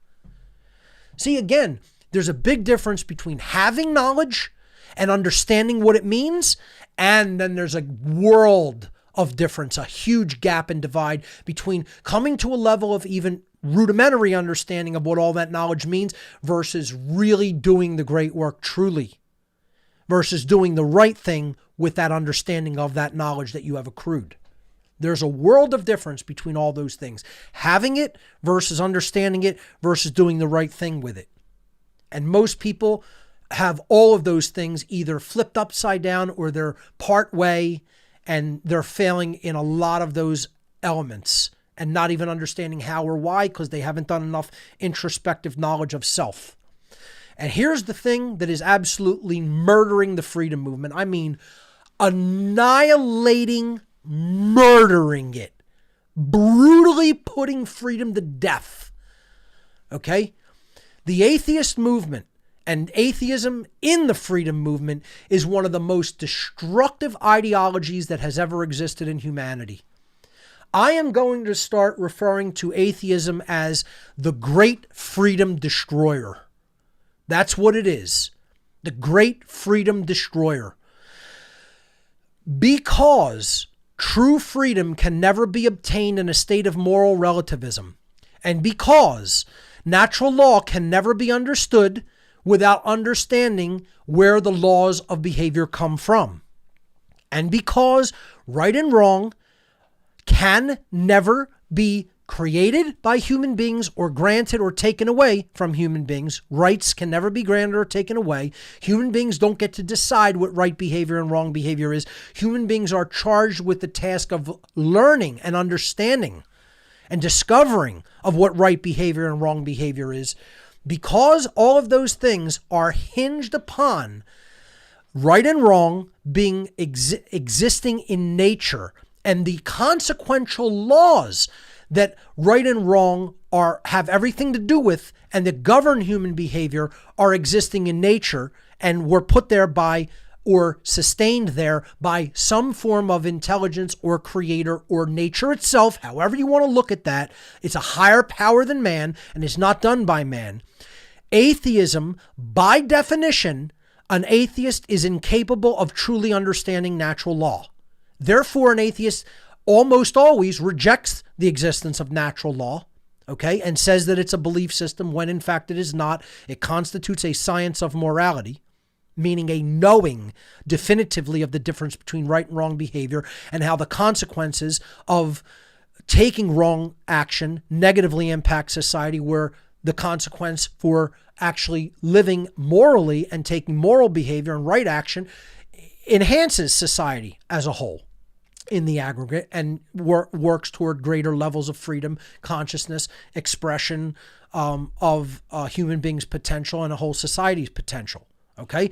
Atheism, by definition, obviates all of that and makes it impossible. No atheist can ever truly understand real freedom or how it is created and sustained. They can only flail about wildly and possibly come to a rudimentary understanding accidentally of some of the principles of how freedom operates. But I've never met an atheist that didn't have a hardened ego and wasn't completely opposed to actually looking at natural law and how it works and attempting to understand it. Because the first thing, as soon as they hear that natural law comes from a higher power than man, and that the laws of consequence are in effect due to a higher power than man, they're out.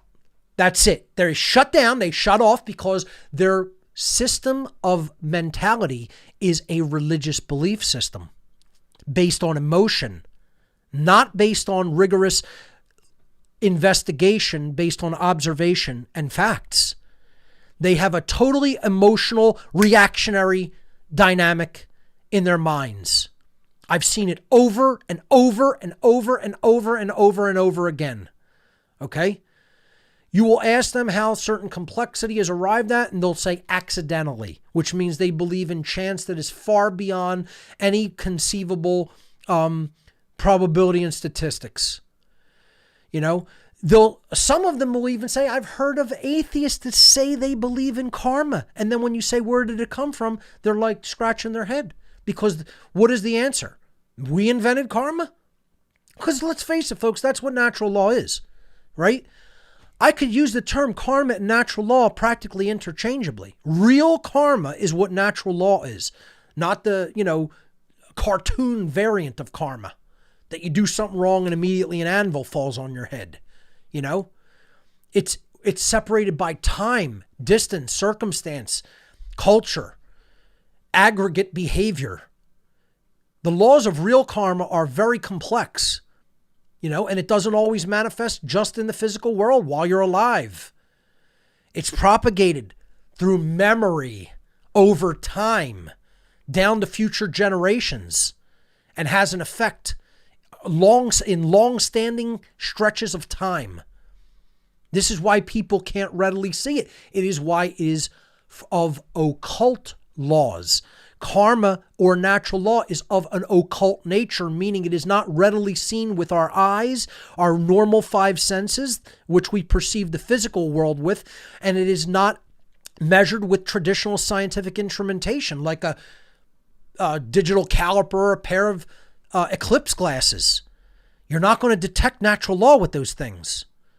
It involves a sixth sense of memory and observation over long periods of time. And that's what most people don't want to do, and they have no sense of, and they have no long-standing understanding or view of history. And that's why they fall into these things like the atheistic belief system that there is no higher power than man. It's like a fish denying the existence of water that's sustaining them and giving them life. It's the religious belief in a spontaneous, causeless, sourceless, purposeless, meaningless existence. And guess what? If you don't think that's what atheism is, folks, talk to some hardcore atheists. I'm not talking about agnostics here. I'm talking about people who say, absolutely, there's no power higher than man in creation. That we're the epitome of existence, that there's no creative force or intelligence in nature, that nature is a mechanistic dead thing that exists for no purpose or reason. I'm talking about hardcore atheists here. They are scientific materialists. I can call them scientismic materialists. All right? And you know what it gets you? Totalitarianism and slavery. Because every totalitarian regime was backed by a total materialistic worldview that has ever existed. And that man is God. There's no power higher than man, so man is the lawmaker. Man is the authority. There is no natural law. There's only man's law, and we get to decide what's right and wrong, and we get to enforce it through brutality. That's what's gotten you. Atheism is what's gotten you every totalitarian regime on the face of the earth, folks. And again, I'm not advocating for religious belief. See, this is where people are in a totally rudimentary, childish understanding and trapped in a dialectic, because people vacillate between religious fervor and atheism when both of them are completely wrong.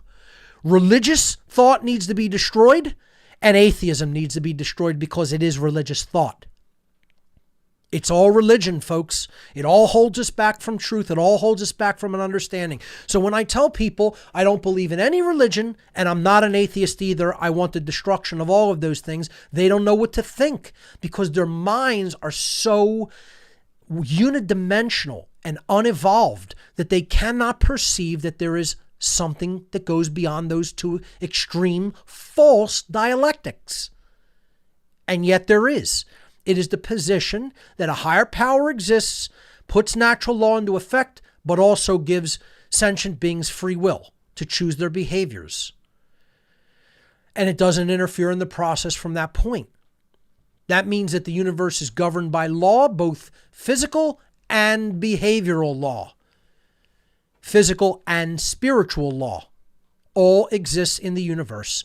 And the randomized component that cannot be fully predicted is free will. This has been called the free will theory or the free will hypothesis. But if you really understand how this works, it's an actual science. It's not a hypothesis or a belief. Okay? The problem is most people don't have the grammar assembled to understand how it works and then to teach it. They don't have the trivium in hand. And atheists are one of the core problematic figures of this.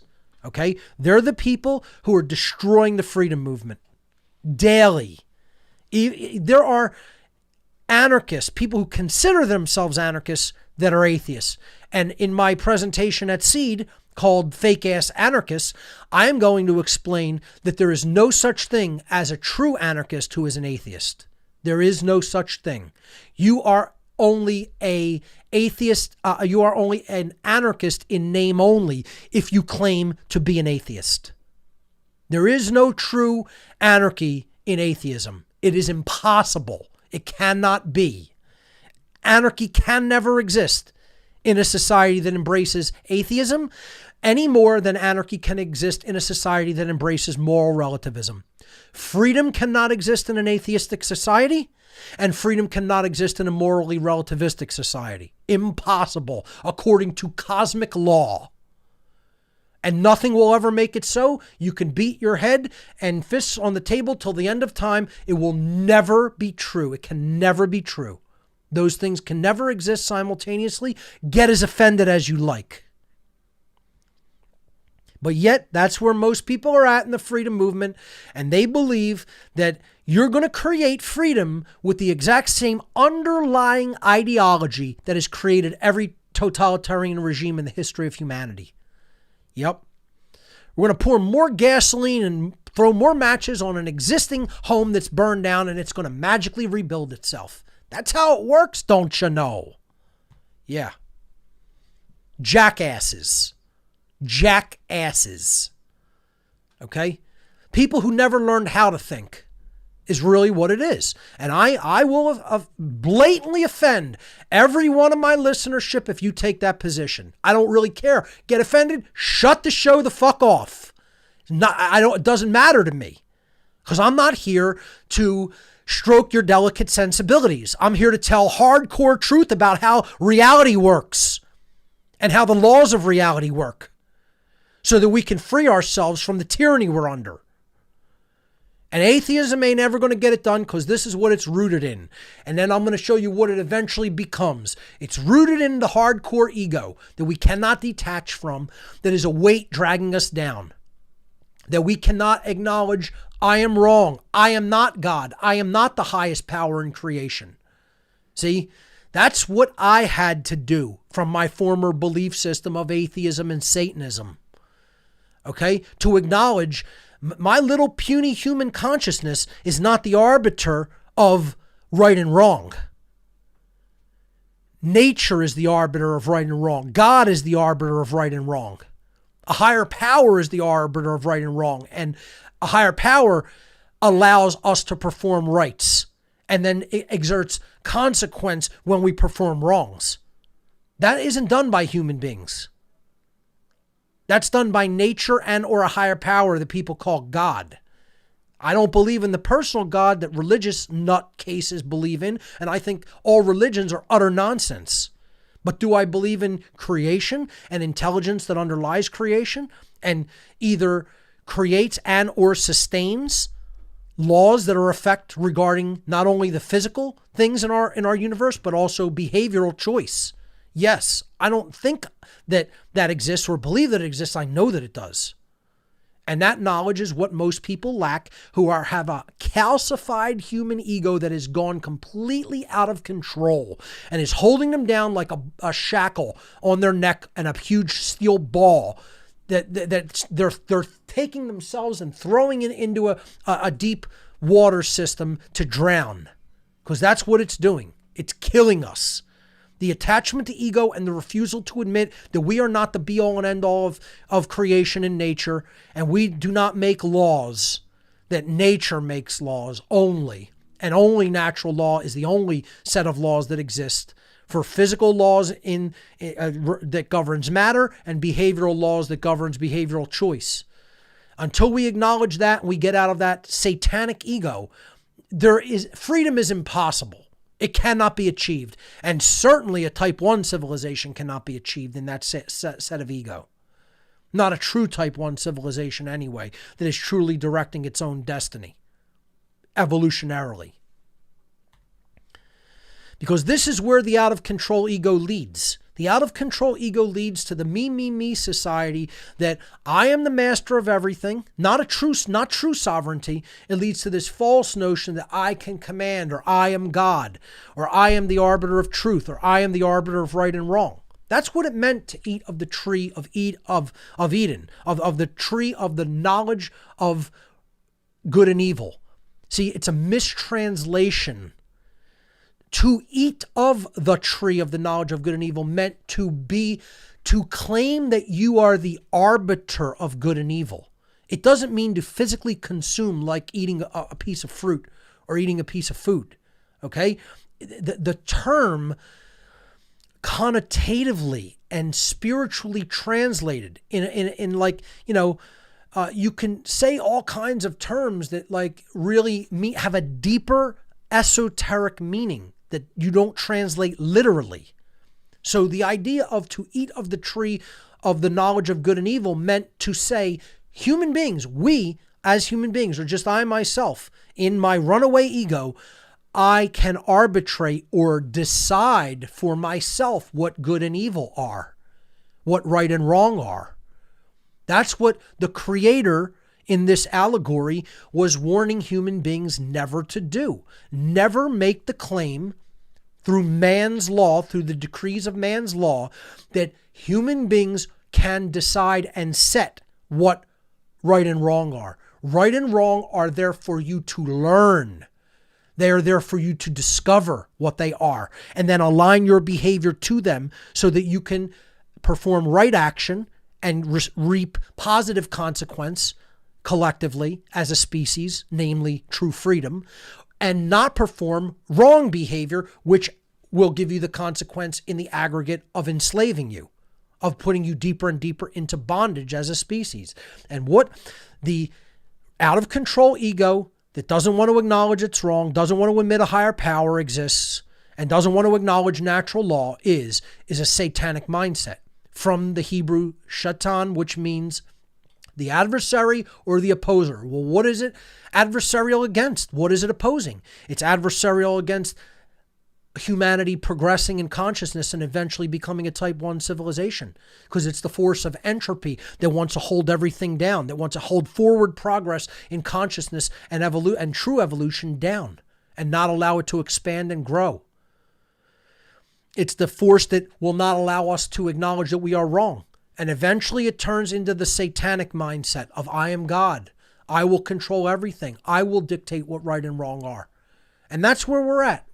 Again, go back to the shows that I did called Our Society is One Big Satanic Ritual, talking about what real Satanism is and how our society fully embraces the tenets of Satanism. And all of our institutions embrace them and are geared toward the continuance of the satanic ego out of control mindset, because real Satanism should rightly be called out of control egoism. That's really all it is. The belief that human beings are God and we invent what is right and what is wrong for ourselves, not the right way of discovering what those things are and aligning our behaviors to them. Because ultimately, this is what we're doing when we take that mindset, folks. We're watering a tree that we have a noose tied around our neck to one of its branches. And you know how that ends up.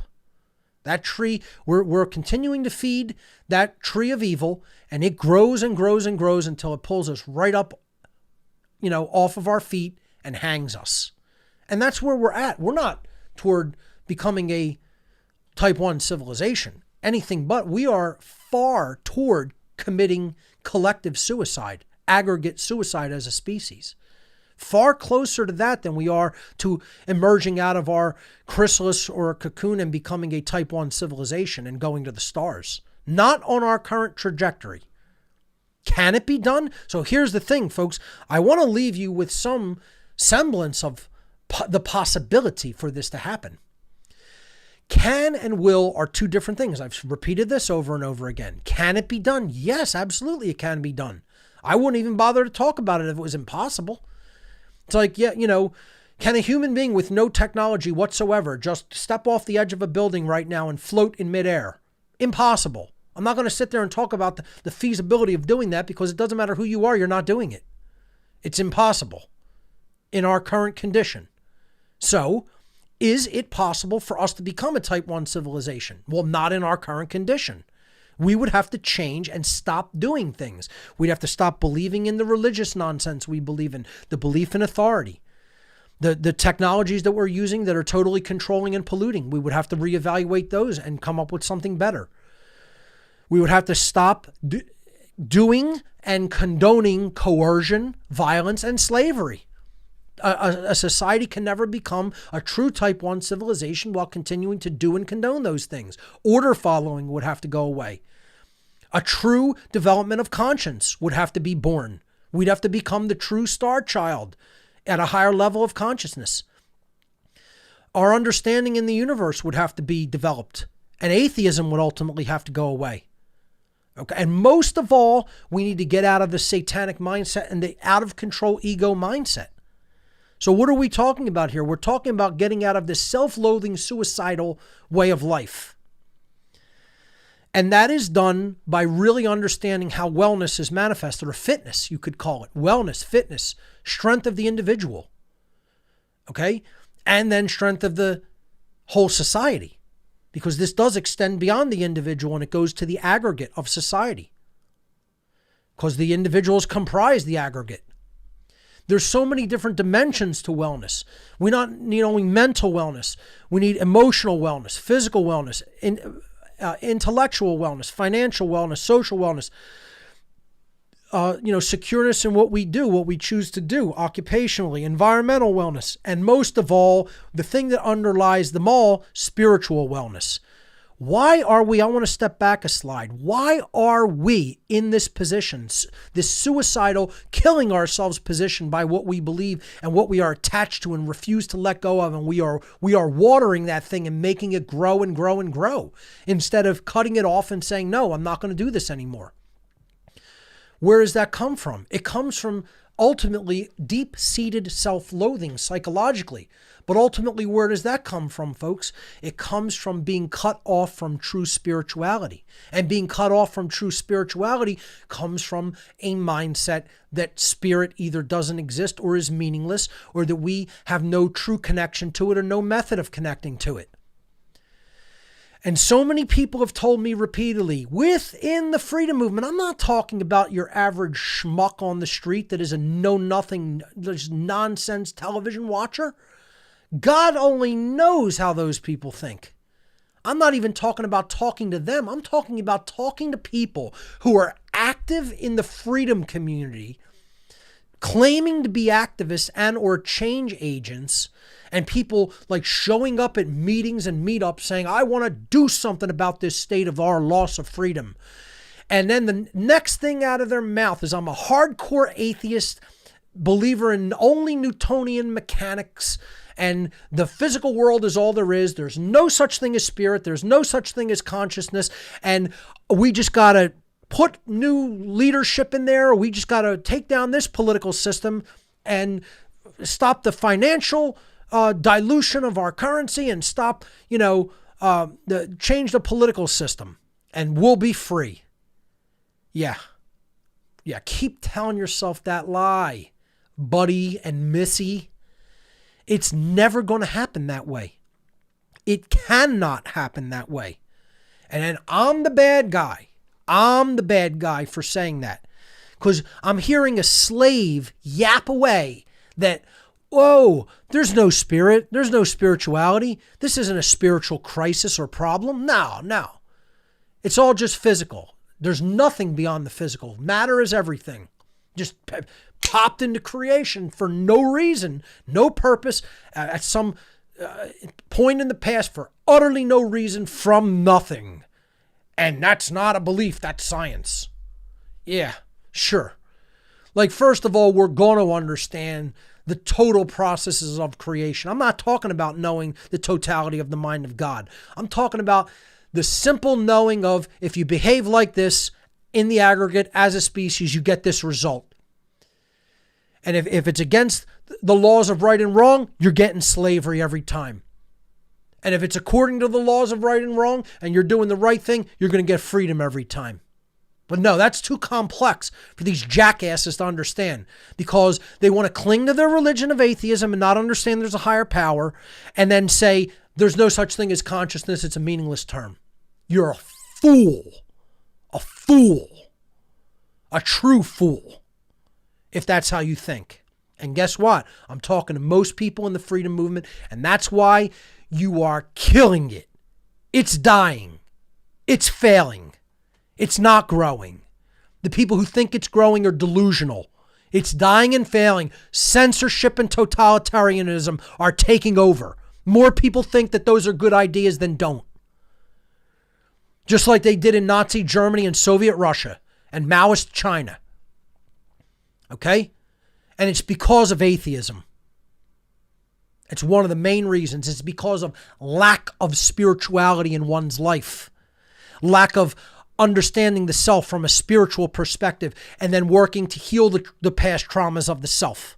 That's not being done. We're not working toward holistic wellness that starts with a wellness in spirit. You don't start with wellness of the external environment without starting with wellness of the spirit internally in mankind, in humankind. Okay? It doesn't work like that. You're not going to get the external result until you get positive internal results. And that comes from doing the work on yourself. In any of these dynamics, you could forget any of the other dynamics happening first if you have spiritual imbalance. That's where you have to start the healing process of healing past traumas. That's what creates fitness in every other area of life. And most people have no connection to spirit because they've been told it doesn't exist, and they've bought that fucking lie. And they're Newtonian scientismic materialists. Scientismic materialist atheists with a total lack of spirituality in their lives. And guess what? I've been around them. I've worked with some of them. And I'm telling you, they're all over the freedom movement, and they're poison. They're fucking poison. They're murdering this movement. And in their calcified ego, they're destroying freedom while simultaneously claiming that they're going to be those who usher in freedom. And guess what? That's exactly what every totalitarian regime has done that embraced the principles of atheism. Because it eventually becomes Satanism. And guess what? You can call that by any other name. Communism is just a form of Satanism. Nazism is just a form of Satanism. Chinese communism / Maoism is just a form of Satanism. Every other totalitarian form, it's a form of Satanism. That's all it is. It's out of control ego, eventually turning into the belief that humans are God. We make up right and wrong, and therefore we'll control other people. That's it. That's all it is. Okay? So we have to learn the dimensions of wellness and then pathways to wellness. Now, I'm not going to cover pathways to wellness in this show. That'll be possibly for another show. Then there's many techniques. But the one thing that it has to start with is the self, folks. It's got to start with the self, the shadow work. And this is what I envision, how I envision people in their refusal to do the shadow work. One, they don't even know what it is. First of all, let me just clarify this before we go to calls for the rest of the show. Okay? I get this question a lot. It's one of the biggest questions that I get. Like, put the slide up momentarily, then you can cut back to me. Okay? So see this slide? This is like a hazy, shadowy figure that isn't fully formed, that it's nebulous. People don't know what it really is, what it's about. Was that male or female? Is it something that is, a parasite? Is it really human form, or is it taking the guise? It's nebulous and unknown. This is what the deep inner work is ultimately about, right? Now, there's a million techniques to do it.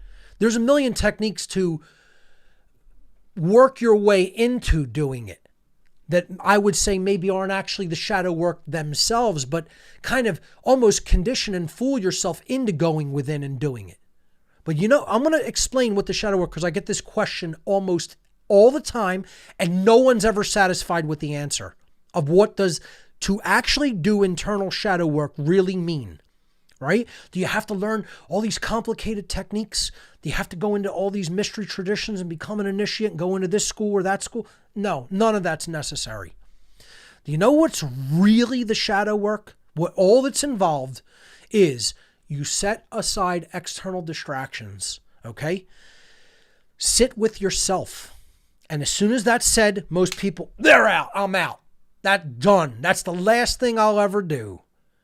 Sit quietly with yourself and be honest with yourself in your own internal mental dialogue, the ways that you fall short of being the best and most moral human that you can be. Right? Okay, I look at, say, I can be way super harsh on people because I have a very low tolerance for stupidity and willful ignorance. Do I recognize I'm like that? I don't lie to myself. I'm like that. That's part of doing the shadow work. I could start doing shadow work right here. Okay? I could just calm down, set out all other distractions. I have a problem with other people's extreme willful ignorance, and it makes me like a crazy madman in anger. Yeah. Is it something I should just tolerate and accept? No. But maybe there are other ways to reach people. I want to try to do that. Strike a balance between saying this isn't okay, and you can get out of that state, right? Maybe other people say, oh, he doesn't do that well. And I admit, maybe I don't do that well. But that's part of shadow work. You say, here's my shortcoming. This is what I have to improve upon. This is what, sorry folks, I dropped my headset. Let me just get that. Because people generally listen in through Discord that way. I keep the mic from that there, and the cord pulled it off. You say, here's the ways that I'm falling short in what I know I could do better. So guess what? Here's my other challenge from earlier. Instead of being an armchair quarterback, pick the things you think I don't do that well and do them yourself. Show me how it's done. Set an example for me about how I could improve aspects of what I teach. That's it. Wonderful. I would love people saying that. Send me a video. Hey, Mark, I noticed you tend to fall short at doing this. Maybe I could pick up the slack and do it better than you in this respect or in this aspect. Wonderful. That's a challenge out there to people. Do it. Don't talk about it. Go out and do it. Put it out there. You'll probably surprise yourself and me at how well you do. Right? I'm not saying I'm perfect at everything or I'm the best at every aspect of it. I said, in general, holistically, I'm the person I think is putting out the teaching of natural law more and better than anybody else doing it. But I never said I'm perfect in all the aspects, never would. Okay? So that's part of the shadow work. It's just sitting with yourself. You don't even have to look in a mirror. Close your eyes.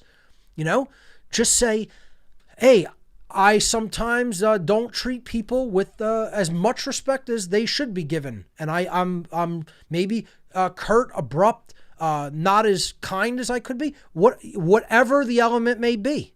I tend to ignore things that I don't agree with and react emotionally. There's a million ways you can do this shadow work. But the first place it starts is with the first tenet of awakening and the first tenet of initiation. Stop lying, especially to yourself. All the ways that we're falling short of becoming a type 1 civilization, ladies and gentlemen, starts with lying to ourselves. Lying to ourselves about what's true, lying to ourselves about what's real, lying to ourselves about what we must do, lying to ourselves about what we really should stop doing that we don't want to admit we should stop doing. And most of all, lying to ourselves about our immoral and bad behavior and or our condoning of it for others. This is what the shadow work is to do, folks.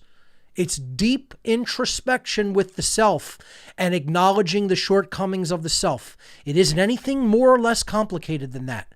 Now, there are techniques that can open that up for people. Tapping, meditation, rhythmic drumming, psychedelics, emotional freedom technique. You could go on and on with the multifaceted methods, but they will all open up some aspect of your psyche and personality to the same thing, to acknowledge those dark aspects of your persona, your personality, your psyche that are nested deep in the subconscious. Bring them forth so that you work with them at a conscious level and acknowledge their presence. It doesn't even mean you have to eradicate them forever, permanently, which would constitute a form of perfection. It means you know that those things are there that you have to battle with on a daily basis continuously. And consciously, in the moment, make the decision to choose to do better than your former self, your previous self. That's who you're competing with. It's nothing external to the self. It's within. That's the true alchemical shadow work. And I'm telling people, most people will run away from that faster, that they would rather go into a situation of blazing warfare where they are almost assuredly going to die than do that type of internal work. Almost assuredly, they would choose certain death in battle rather than face the courage of going within, rather than develop the courage of going within and deal with their own internal spiritual, psychological, and emotional issues, without any doubt in my mind. And that is what we have to do above all else if we're going to turn the tide, truly start making our way toward real evolutionary progress and a true type 1 civilization. So I think that covers what I wanted to talk about here today in at least the formal part of the presentation. If we cut back to the slides, I just have a couple of quick things at the end, and then we're going to go to your calls on Discord. All right. So if you have found value in what I have said here today and what I've taught in the whole series of What on Earth is Happening, and I always preface that, folks, notice it's not a command. It's not me telling you must do it. It's saying if you have found value in it, right? It's a provisional statement. It's saying if you think that this has been valuable to you and you've learned something that is capable of adding value to your life or helping to change your life in a positive way, then we do accept voluntary donations here at What on Earth is Happening for hard copies of the material that we otherwise make available for free online. You can get those at gifts.whatonearthishappening.com. We have t-shirts, we have flash drives, we have DVDs, we have keychains, buttons, stickers, and then we have some really special items. Namely, we have the complete Passio collection, and then you could also make donations for the completion of the natural law documentary that we are very successfully working on and getting ready to bring to its completion there. 5 tiers of donation available on the gifts.whatonearthishappening.com site.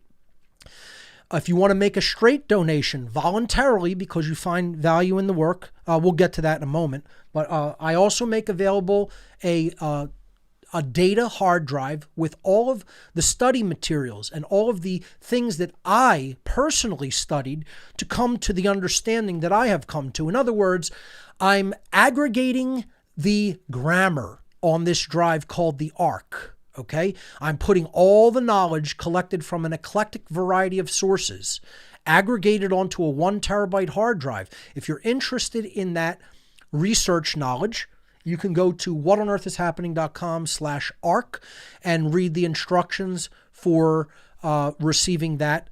Okay, it is also a free offer of the data, and I ask for a voluntary donation for the work in the assembly and dissemination of that, and the work that I do in actually copying that data and putting it all together and shipping it back to you. So you could read about what it is at that page, or click the ARC tab or button on the site. And there's a form at the bottom of that page you could fill out for shipping instructions. I do have very stringent shipping instructions for it to protect your property, namely the drive you're sending me. So that's the ARC drive.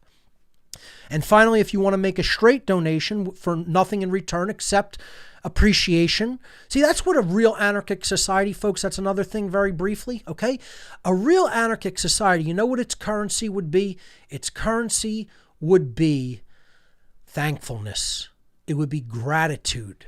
Gratitude will be the currency in a true anarchic society, not based in coercion, control, and haves and have-nots. See, and it's okay to ask, you know? There's nothing wrong with asking. The whole idea of the law of allowing that's put forward in the New Testament and put forward in the true law of attraction actually is ask and you will receive. If I didn't ask people for donations for the documentary, which I didn't at first, that's why we were almost out of commission for 4 months, because monies that I was going to allot for documentary, budget had to be spent on something that the city hit me with, namely fixing some cosmetic cracks in a wall. And then they were saying it was structural damage.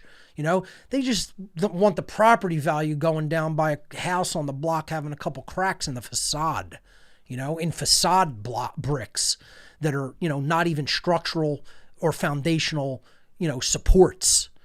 So, I got hit with that. I was going to use that money toward this documentary and I wasn't able to. Okay. And then the stuff with, the conference happened. I took another hit. So I just tell people it's a voluntary thing. If you can't afford it, if you don't want to do it, if you feel you haven't gotten value and you just don't want to, don't do it. It's purely voluntary. If you want to help me, continue to, produce the show on a daily basis, live, have food, pay my bills, I do this full time, and this is what funds it. And this is hard work, folks. This is continual work. I'm not asking for anything for free. I'm saying if you find value in the work that I have produced and you want to see it continue, you can make a voluntary donation at whatonearthishappening.com/donate. And anybody who's doing the great work, I say, you should ask and you should receive. As a matter of fact, it's a lot better than anybody else doing some of the nonsense that's done in society, like stupid sporting games and, all kinds of other fruitless endeavors. Okay, yeah, they entertain and amuse people, but guess what? Are they really teaching people what they truly need to know to become truly free? No. And they're making millions.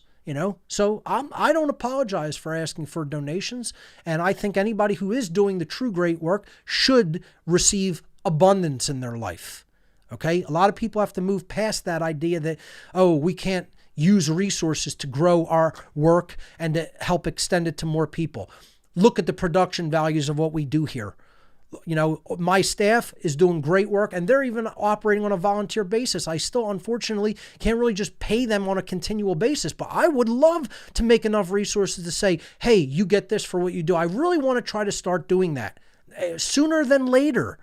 I thank them all the time for being willing to help this operation, help the cause of what on earth is happening out of the kindness of their heart. But, equipment isn't free. Bills that have to be paid are not for free. There's living expenses and there's operational expenses. And anybody who's actually doing things knows that, and they will understand this is a voluntarily run operation. And if people find value in the work that's produced and what we're teaching here, if you want to make a donation, it's purely voluntary. There's how to do it. So thank you to everyone who has. You guys keep this going. Okay. You keep us continuously being able to teach this, put it out there to new people who are learning about it every day. It's a slow process, admittedly, but the whole old saying is it does have to start somewhere. I'd like to see it pick up a lot faster and reach a lot more people, but we got to go with where we're at and start somewhere. So thank you to everyone who's contributed in any form that they have contributed. It means a lot to us and it is appreciated from the bottom of our hearts. So thank you.